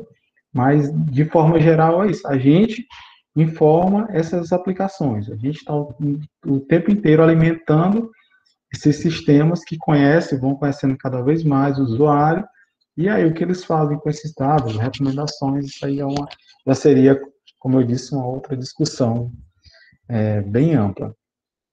Um marketing, por exemplo, né, que é a questão da recomendação de conteúdos, anúncios, isso tudo porque os sistemas, essas aplicações conhecem o usuário, porque o próprio usuário está o tempo inteiro dizendo o que ele é, o que ele faz e tudo, né? Praticamente tudo a gente ensina lá para as aplicações. E aí, em era de inteligência artificial, então, é um poder aí absurdo. Então, a responsividade, a questão da disponibilização disso em vários dispositivos, né? A gente tem, de início, né, as aplicações mais voltadas para a questão do computador, o computador de mesa, desktop, a gente tem as aplicações que conseguem se adaptar aos dispositivos, né? A questão da responsividade, principalmente depois da era do avanço e da era mobile, dos dispositivos móveis. Então, está todo mundo com um smartphone, que é um computador de grande capacidade de processamento, então as aplicações foram seguindo esse rumo também. Afinal, precisa acompanhar o usuário, né? Precisa saber o que o usuário está utilizando. E, em consequência disso, a gente tem aplicações, tem demandas emergentes que exigem a informatização. As aplicações, né, de informatização aí em quase todos os segmentos, vamos dizer assim. Então, todos esses sistemas, eles coletam dados, né, a gente está informando os dados, desde o simples formulário que você preenche, né, um cadastro, uma pesquisa, ali você está fornecendo os dados, aquela aplicação está armazenando para que depois esses dados possam ser consultados, disponibilizados. Então, a aplicação, ela coleta os teus dados, né, no nosso exemplo simples, de um formulário. Então, a aplicação vai coletar aqueles dados e vai armazenar no banco de dados daquela aplicação. Então, o banco de dados, nessa abordagem bem clara, seria isso, né? O local onde se armazenam as informações. E onde tem esse local? É um banco de dados só? Onde que fica esse tal banco de dados? Então, as aplicações, ela têm seus locais de armazenamento, né? Sua tecnologia de banco de dados, para que depois, como eu falei, possa ser processados, analisados, disponibilizados. Então, cada aplicação tem o seu local de armazenamento, o seu banco de dados. E quanto mais aplicações a gente tem, mais tudo do meio físico, digamos assim, do analógico, migrando para o digital, a gente tem mais aplicações, consequentemente, a gente tem mais dados, a gente tem banco de dados maiores, volume de dados gigantescos aí, digamos assim, né? Então, se a gente tem mais dados armazenados, então a gente tem capacidade precisa a gente trazer esse olhar, que é a nossa proposta aqui, da gente começar a explorar isso e começar a extrair conhecimento, para a gente não ter só um monte de coisa lá armazenada, sem a gente ter a oportunidade de explorar, né? Como era no início, né? As aplicações apenas armazenavam os dados, né?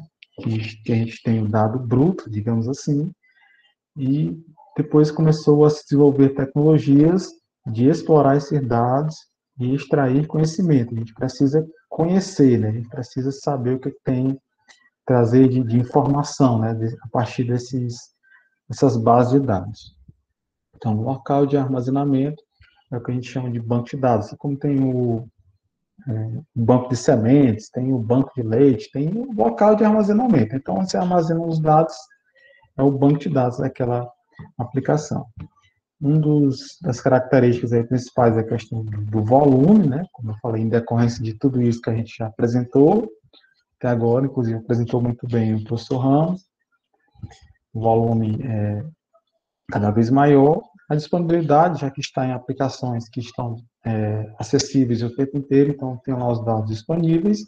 E como eu disse, né, a partir de dados brutos, tem técnicas que eu posso aplicar ali um processamento e eu posso fazer a extração de conhecimento. Só o dado bruto lá armazenado não vai ter valor, mas quando eu começo a extrair conhecimento, né, a informação, sim, ela tem o valor de ouro, digamos assim. Né? Então, como é feito esse armazenamento? Né? Ainda é muito forte, né? Ainda é, digamos assim, como principal um modelo relacional, existem outros modelos, né? Outras tecnologias também de armazenamento, mas ainda é muito presente o modelo relacional, o pessoal da matemática que estuda álgebra relacional, certamente desenvolve isso aqui, né, muito bem, né, que é um modelo lá de representação em tabelas. Imagine aí uma tabela do Excel, onde eu tenho lá aquela organização em colunas e linhas, né? Então, ali eu posso dizer que nas minhas linhas eu tenho os registros do meu banco de dados. Vamos pegar como exemplo aí uma aplicação que o professor demonstrou, de uma biblioteca digital. Então, tem lá o cadastro dos autores, por exemplo. Então, eu tenho lá, no banco de dados daquela biblioteca digital, uma daquelas lá que o professor Ramos demonstrou, eu tenho lá não tenho aqui a informação técnica específica, mas provavelmente deve ser um banco de dados com esse modelo relacional.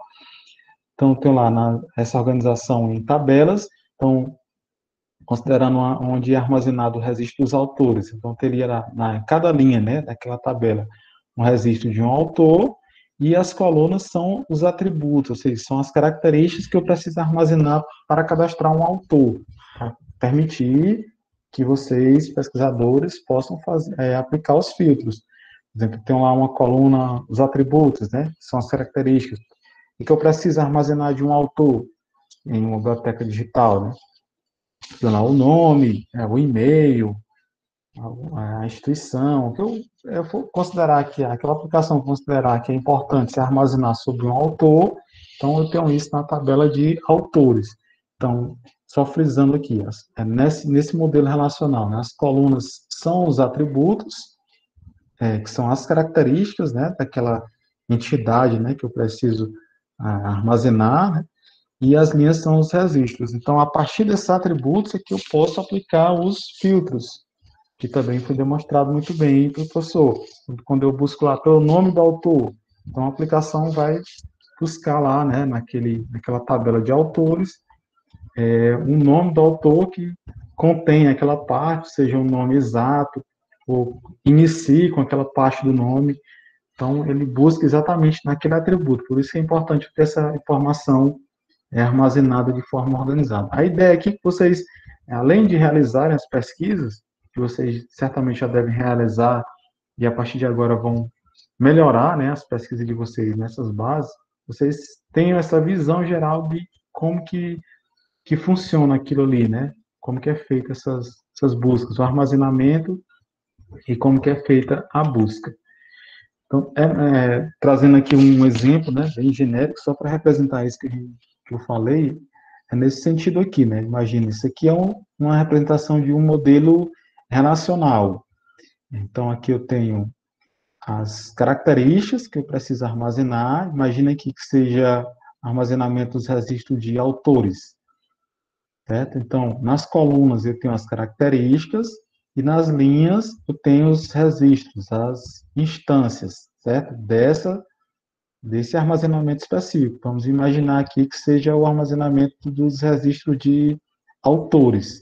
Então, tem um identificador, né, que é um conceito bem técnico aí de banco de dados, tem um nome, o e-mail e outras informações que eu preciso armazenar naquele autor. Então, quando eu pesquiso pelo nome do autor e a minha aplicação, né, a minha plataforma, o meu sistema que eu estou utilizando, ele tem essa organização, ele vai buscar aqui, ó.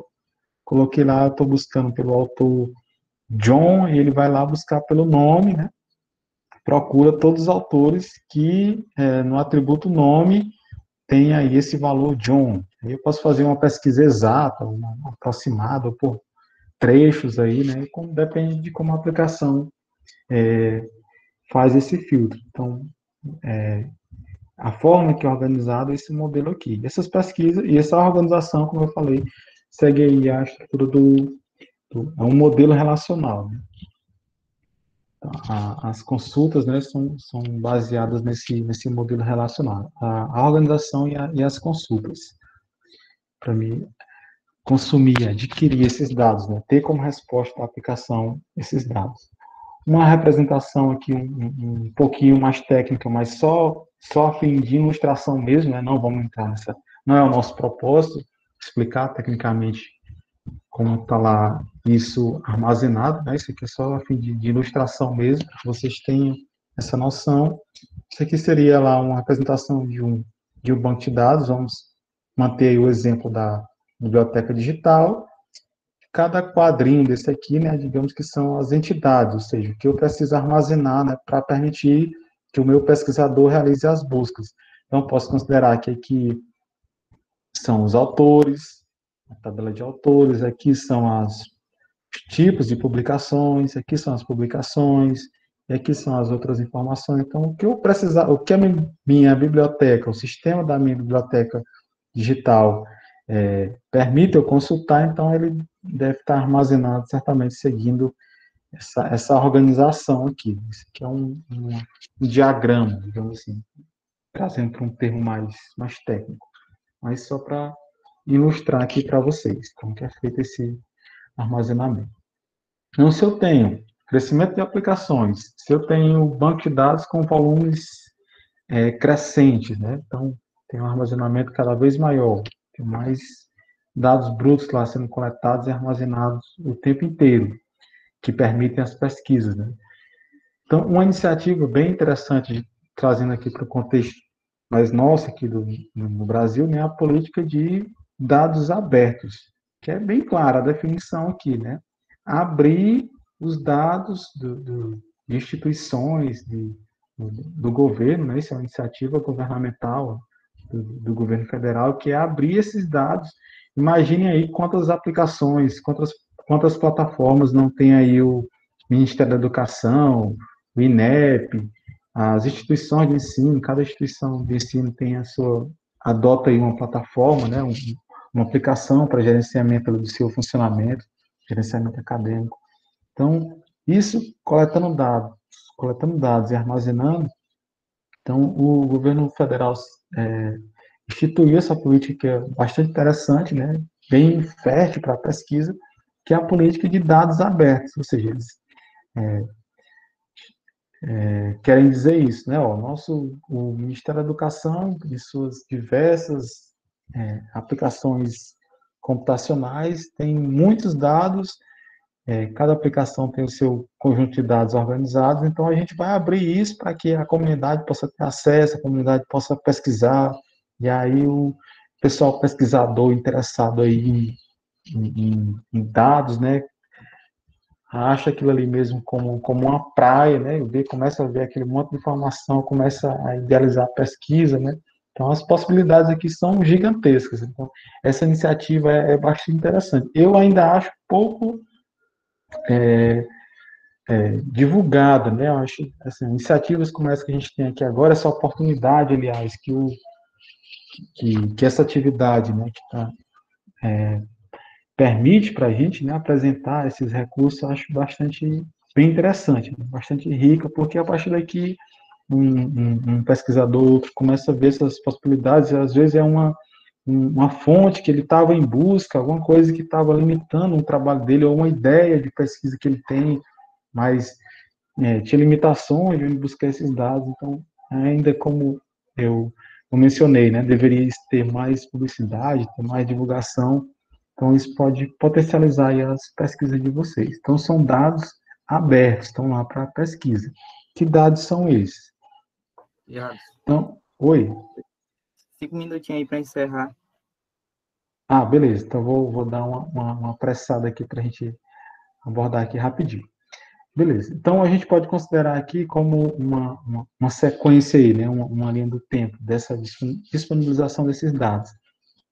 Tem como base, né, a partir da Lei de Acesso à Informação, que fundamentou isso, né, para as pessoas terem acesso a esses dados, tornar isso público, né, por consulta por qualquer pessoa. Depois vem aí as regulamentações, que vou deixar disponível esse material, vocês podem se aprofundar também, Isso aqui é mais para ilustrar como o que a gente tem hoje, né, em termos de fundamentação legal, de disponibilização desses dados.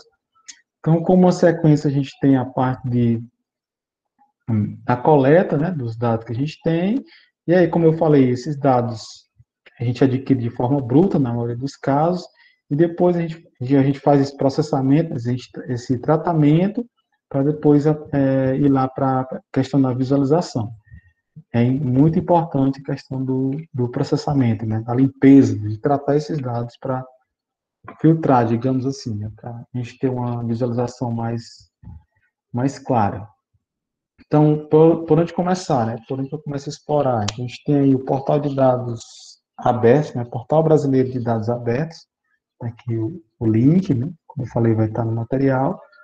Tem várias instituições lá que publicam, que tem já material, ainda falta muita coisa, mas já tem muito material publicado, inclusive para o nosso campo aqui, né, da educação, já tem lá muita coisa do INEP, muita coisa interessante. Você pode aplicar os filtros aqui que você quer pesquisar dados educacionais e começar a extrair esses arquivos. Vou tentar mostrar aqui.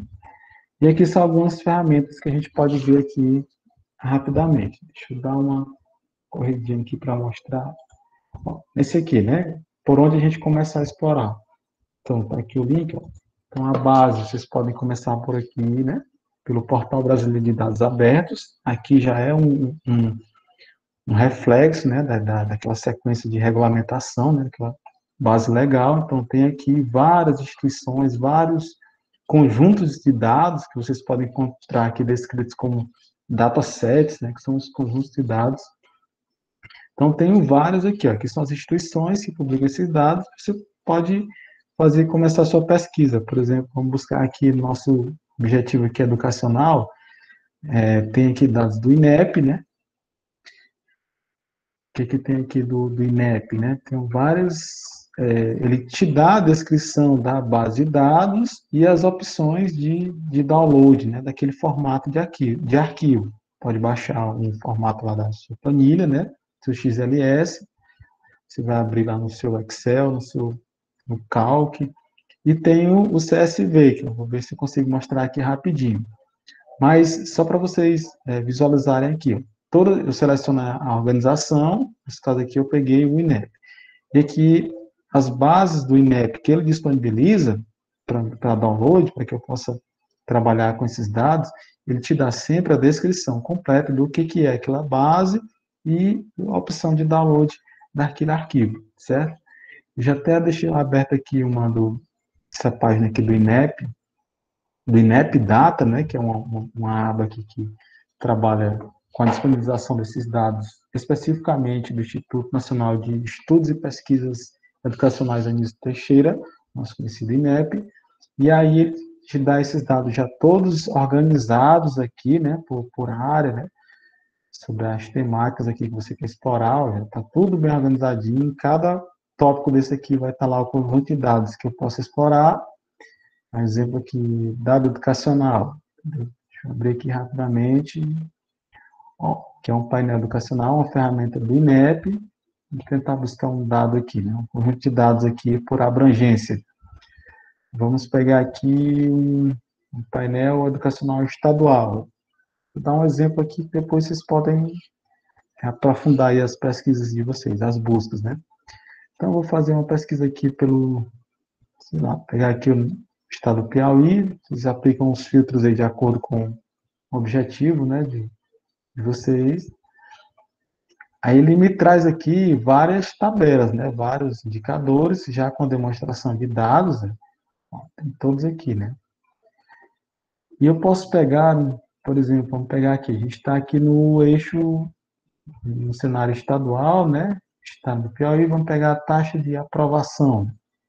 Ele tem que te dar uma demonstração rápida aqui desse quadro de dados e te dar a opção de exportar. Exportar é onde eu menciono que você pode fazer o download desses dados, né, para você aprimorar a sua pesquisa, né, trabalhar esses dados. Ele te dá algumas opções que você já conhece certamente, o PDF, Excel, e você pode exportar aqui, ó, no nosso colega aqui CSV, esse formato. Eu vou dar exemplo desse download, desse formato de arquivo, porque é bem interessante de trabalhar trabalhar, né, aprimorar, né, o processamento desses dados com esse formato de arquivo. Então, eu baixei, o meu arquivo está aqui, ó, aquela tabela lá, né, trajetória, taxa de aprovação. Então, o formato do arquivo é o formato CSV, e são valores separados por vírgula. Vão representar um formato de dados onde aqueles valores, aquela organização, né, diz que os valores estão separados por vírgula. Como que eu faço para fazer a visualização? Já adiantando aqui rapidinho, uma das ferramentas que vocês podem utilizar para explorar a questão da visualização, também estou deixando esses links lá no material, é essa ferramenta que eu vou demonstrar que é uma ferramenta que é de uso gratuito, né? Todo mundo aí deve ter uma conta Gmail, então uma das ferramentas, das inúmeras ferramentas que tem da Google para a gente utilizar, é essa ferramenta aqui, ó, chamada Data Studio. Muito simples de utilizar, você coloca lá datastudio.google.com, os links também estão no material aqui, faz login com a sua conta Gmail, você já vai ter acesso a essa poderosa ferramenta. Para que eu posso utilizar isso? Para visualizar, por exemplo, aquele conjunto de dados que eu baixei lá do INEP. Eu achei essa visualização aqui muito simples, eu preciso trabalhar mais isso. Então, eu vou lá, posso utilizar uma ferramenta dessa aqui que é gratuita, posso criar um novo relatório, rapidinho aqui por conta do tempo, deixa eu fazer aqui, ó. Um dos formatos de arquivos que eu posso enviar para essa ferramenta processar, né, trabalhar, para que eu possa visualizar isso de forma mais detalhada, uma das possibilidades é através de um arquivo CSV, né? Foi exatamente o que a gente baixou lá do INEP. Vou fazer aqui rapidinho, para ver se dá tempo a gente mostrar. Eu vou pegar aqui um dado trajetória, né? Esse que a gente baixou, taxa de reprovação. Deixa eu ver se vai fazer aqui o upload. Bem rapidinho, Luciano. Então, o pessoal da organização aqui, tranquilinho, que eu já vou finalizar, né? A gente tem um tempo para... Pronto. Só mandei, indiquei onde estava o arquivo e mandei fazer o upload daquele arquivo. Que arquivo? Aquele CSV, né? Aquele formato de arquivo que eu baixei lá no portal do INEP. Tem vários outros aqui, de acordo com o seu objetivo. Então, fiz o arquivo, já foi enviado, está aqui. Adicionar, fazer só uma demonstração rapidinha. Adicionar um relatório, que eu vou perguntar se eu quero criar um relatório. Pronto. E aqui, ó, vou até fazer um do zero aqui rapidinho. Ele me dá esse painel limpo, né, para que eu possa visualizar os dados da base específica. Como eu falei, pode explorar qualquer uma outra que esteja lá disponível. Vou inserir aqui um relatório aqui rapidinho, um gráfico, por exemplo, de colunas. Tem que só clicando aqui, não precisa de nenhum conhecimento avançado em programação, em banco de dados, tá a ferramenta toda em português, tudo bem intuitivo, você vai clicando, arrastando.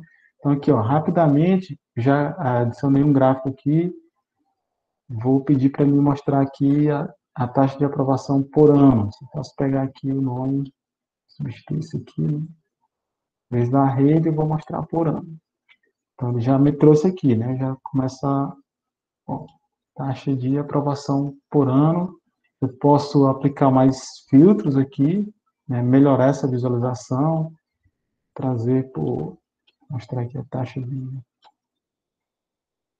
Pronto. Mostrando. E aqui eu vou aprimorando a minha pesquisa.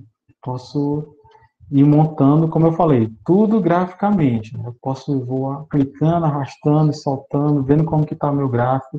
Tem várias opções de gráfico aqui, ó. Seria, ele já te dá os modelos aqui prontinhos. Só vou mencionar aqui qual gráfico que eu quero, selecionar a minha fonte de dados, né? Que é aquele arquivo, exemplo, que eu baixei, e vou modificando aqui e verificando a visualização. Então, você consegue explorar em muito mais detalhes aqueles arquivos que a gente baixa lá a partir de uma base do INEP, por exemplo. Tem muita coisa aqui para explorar. Isso, como eu falei, né, vai depender do seu objetivo, né? Qual o seu propósito aí em pesquisar. Aqui tem vários indicadores aqui educacionais. Ok, pessoal? Deixa eu voltar aqui.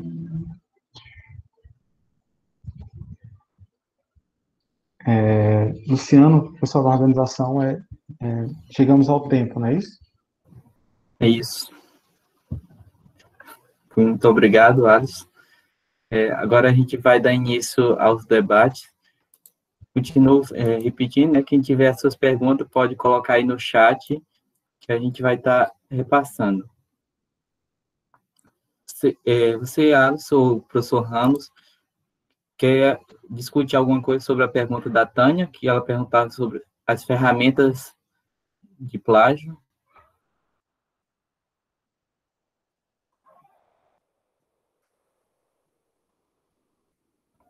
Alisson, Ramos?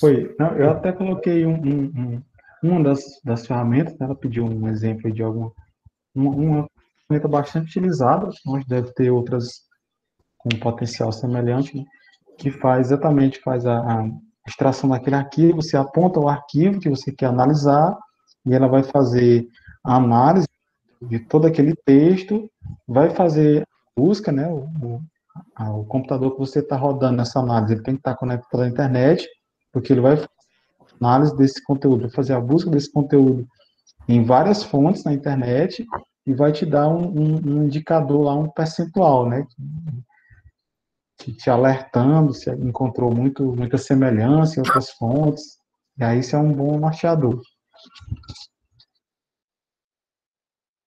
Professor Ramos, quer completar? Aqui no âmbito do Instituto, né, a gente tem denominado de plágio, né? Esse aí a gente utiliza justamente para gerar esses relatórios, né, que o Edson falou, né, de percentual de incidência que tem de possíveis semelhanças com outros documentos, né? Isso a partir de uma busca geral também na web, né? Isso é o que a gente utiliza com frequência. Mas existem, de fato, vários tipos, né?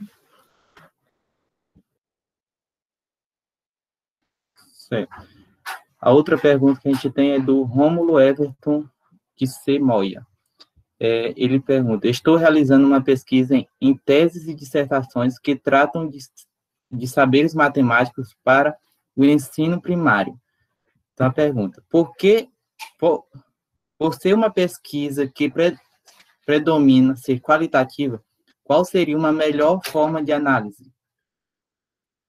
Essa é uma boa pergunta, né? Em particular para quem está fazendo, de fato, pesquisas com foco também na matemática, em que a abordagem qualitativa, né, ela é importante para que a gente possa entender os sentidos e significados da construção dos conhecimentos, né, que envolve os saberes e práticas dos diversos grupos distintos, né. Rômulo, eu não saberia te dizer exatamente qual seria a melhor forma de análise, né, mas eu poderia te dizer que, quando a gente fala em pesquisa de abordagem qualitativa, né, em que a gente está buscando justamente entender, né, compreender os sentidos e significados, né, o processo de análise, né, digamos assim, é uma das etapas, né, que nos possibilita, então, chegar a um processo de interpretação que já seria uma etapa seguinte, né. Quando a gente olha para os autores que falam da questão da pesquisa qualitativa em si, a gente, por exemplo, eu posso citar o Romeu Gomes, né, inclusive é um dos autores que compõe um dos capítulos do livro da Maria Cecília de Souza Minayo, acho que é Pesquisa Social, o nome do livro dela, né? E ele, nesse capítulo, ele vai justamente dizer, né, que possíveis métodos podem ser utilizados no processo de análise qualitativa, no qual, por exemplo, uma pesquisa bibliográfica que você está olhando ali, o material, os conteúdos, pode ser o objeto da pesquisa, né? E aí você pode ter o caminho da análise de conteúdo, né, ou o caminho da análise de discurso. Um que possibilita muito mais você fazer uma análise que se aproxima de uma sistematização com foco mais quantitativo, e o outro que lhe dá a possibilidade de fazer uma análise com foco mais interpretativo do ponto de vista dos sentidos que são subjacentes àquele processo de comunicação ali, impressa no material escrito ou falado e depois transcrito, né? Então, essa análise, inclusive, ela vai depender muito das intenções da sua pesquisa, das categorias que você elaborou para fazer esse processo de análise, né? Entendendo aí, no sentido clássico, a ideia de análise como a decomposição, né, do todo, as suas menores partes, e, ao mesmo tempo, a realização da síntese, né, que possibilita aí uma compreensão desse processo, né?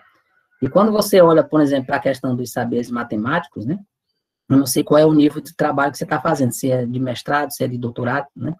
Mas eu, por exemplo, eu tenho mais traquejo com o trabalho na orientação de trabalho de conclusão de curso, né? Então, quando a gente vai olhar nessa busca da bibliografia, inclusive com o foco na questão da etnomatemática e da etnomodelagem, a gente usa, por exemplo, duas categorias para nos ajudar nessa análise, que é a abordagem êmica e a abordagem ética, por exemplo, para a gente justamente mapear, pelo menos a partir dessas duas categorias primárias, né?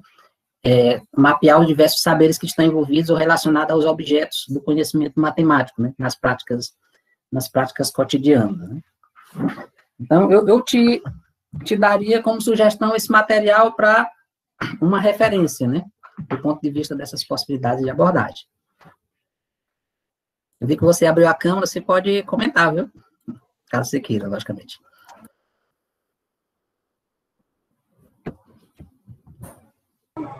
Professor, muito grato pela colocação, né? Estou fazendo, na verdade, uma pesquisa de doutorado.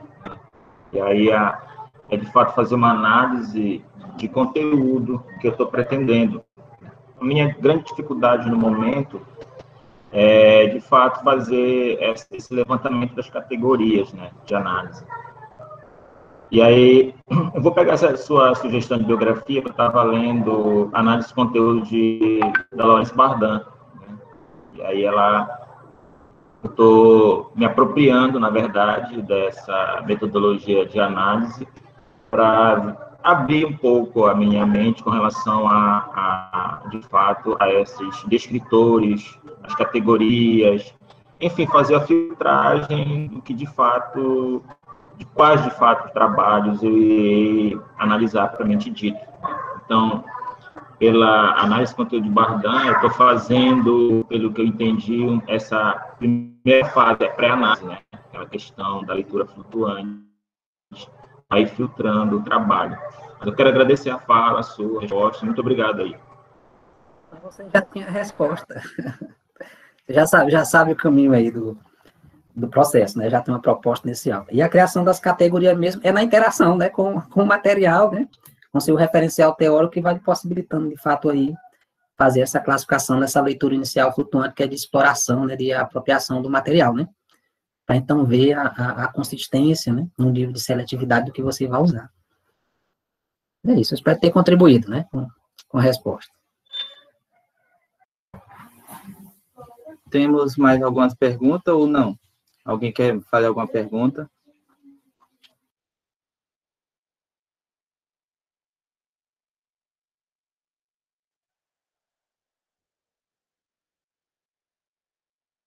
As perguntas se esgotaram.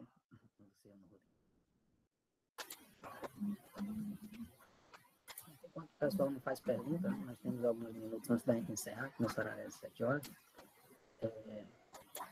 Só queria reiterar que as falas nossas aqui, né, do Watson, né, a gente fez as falas, né, a gente dialogou pouco, assim, para a gente fazer uma interconexão mais forte, vamos dizer assim, mas as falas se encontraram, né, Alisson? Pelo fato de que eu abordei rapidamente aí sobre a questão dos motores de busca, e o Watson justamente mostrando o que está por trás de tudo aquilo que está ali, guardadinho, né, do ponto de vista das informações que estão postas nos diretórios, nos repositórios, né, que formam aí os verdadeiros bancos de dados. E o nosso desafio é saber o que fazer com essas informações, né, em particular com quem está fazendo o processo da pesquisa, né, porque é saber o que vai fazer com essas informações que nos possibilitam, então, construir, ou pelo menos trilhar no rumo da construção do conhecimento, né. E, em particular, nessa área que nós estamos começando agora, né, toda essa aproximação, ela está sendo rica porque, né, é a sociologia conversando com a matemática conversando com a área da análise e desenvolvimento do sistema, que é onde o Adson atua, né, o pessoal que é da área da geografia, que não está presente hoje aqui, mas o nosso grupo, ele é interdisciplinar do ponto de vista das formações específicas, né, e, gradativamente, a gente está tentando costurar, né, esses momentos de fala para fazer essas construções, né, que nos consolide enquanto um grupo de pesquisa, de fato.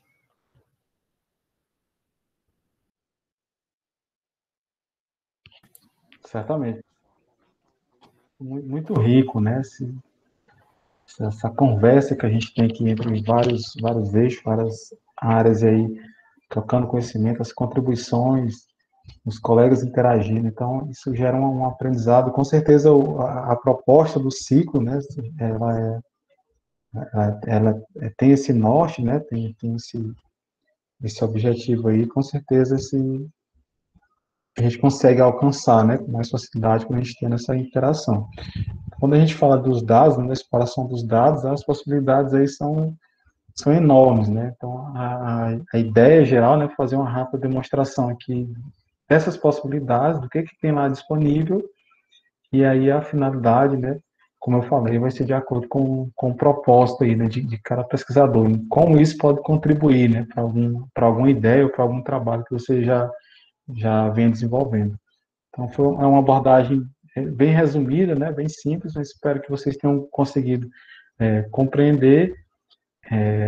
Além do material, também posso deixar o contato, posso deixar o e-mail aí para quem alguém queira se aprofundar mais sobre o tema, ficou alguma dúvida, quer esclarecer mais um tópico específico, essa parte de exploração, visualização, pode mandar um e-mail que a gente conversa, a gente procura colaborar, com certeza, aí com os objetivos.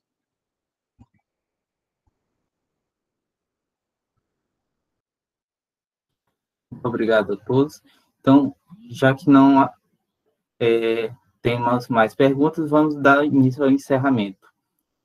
Gostaríamos de agradecer ao professor Francisco Ramos e ao Alisson por ter dado, né, essa palestra hoje, e deixar já o convite para o próximo ciclo, que será na próxima semana, quinta-feira, dia 25/3. E teremos como convidados o professor Antônio Francisco Ramos e a professora Oleneva Sanches. E o tema é projetos de pesquisa. Gostaríamos também de agradecer a todos que estiveram conosco durante essa tarde, e a gravação, juntamente com os textos usados, estarão no YouTube logo após o encerramento, certo? Professor Ramos, Alisson, quer falar alguma coisa? Professora Oleneva? Rapidinho, só agradecer novamente a participação de todos. Professora Lúcia, que está sempre conosco aqui, ela abriu a câmera, agora que eu notei que ela estava aqui. Os alunos que eu estou orientando, né? O Melgar, que está sempre com a gente aqui também. Os as gêmeas, a Rabeca e eu esqueço o nome da irmã dela, de Amarante, né? Isso é bom porque a região ali do MEC Parnaíba sempre presente. Cássio Jordano. Muito obrigado por você estar conosco, né? Aqui também participando desse momento, tá? A todos os presentes. E a doutora Oleneva também. De Parnaíba e o Brasil inteiro. Hoje a gente não teve participação de fora do país, né? Mas a gente já teve também a participação no Peru e outros. Então, muito obrigado a todos. Encerramos aqui o nosso encontro de hoje. Tchau, meu povo.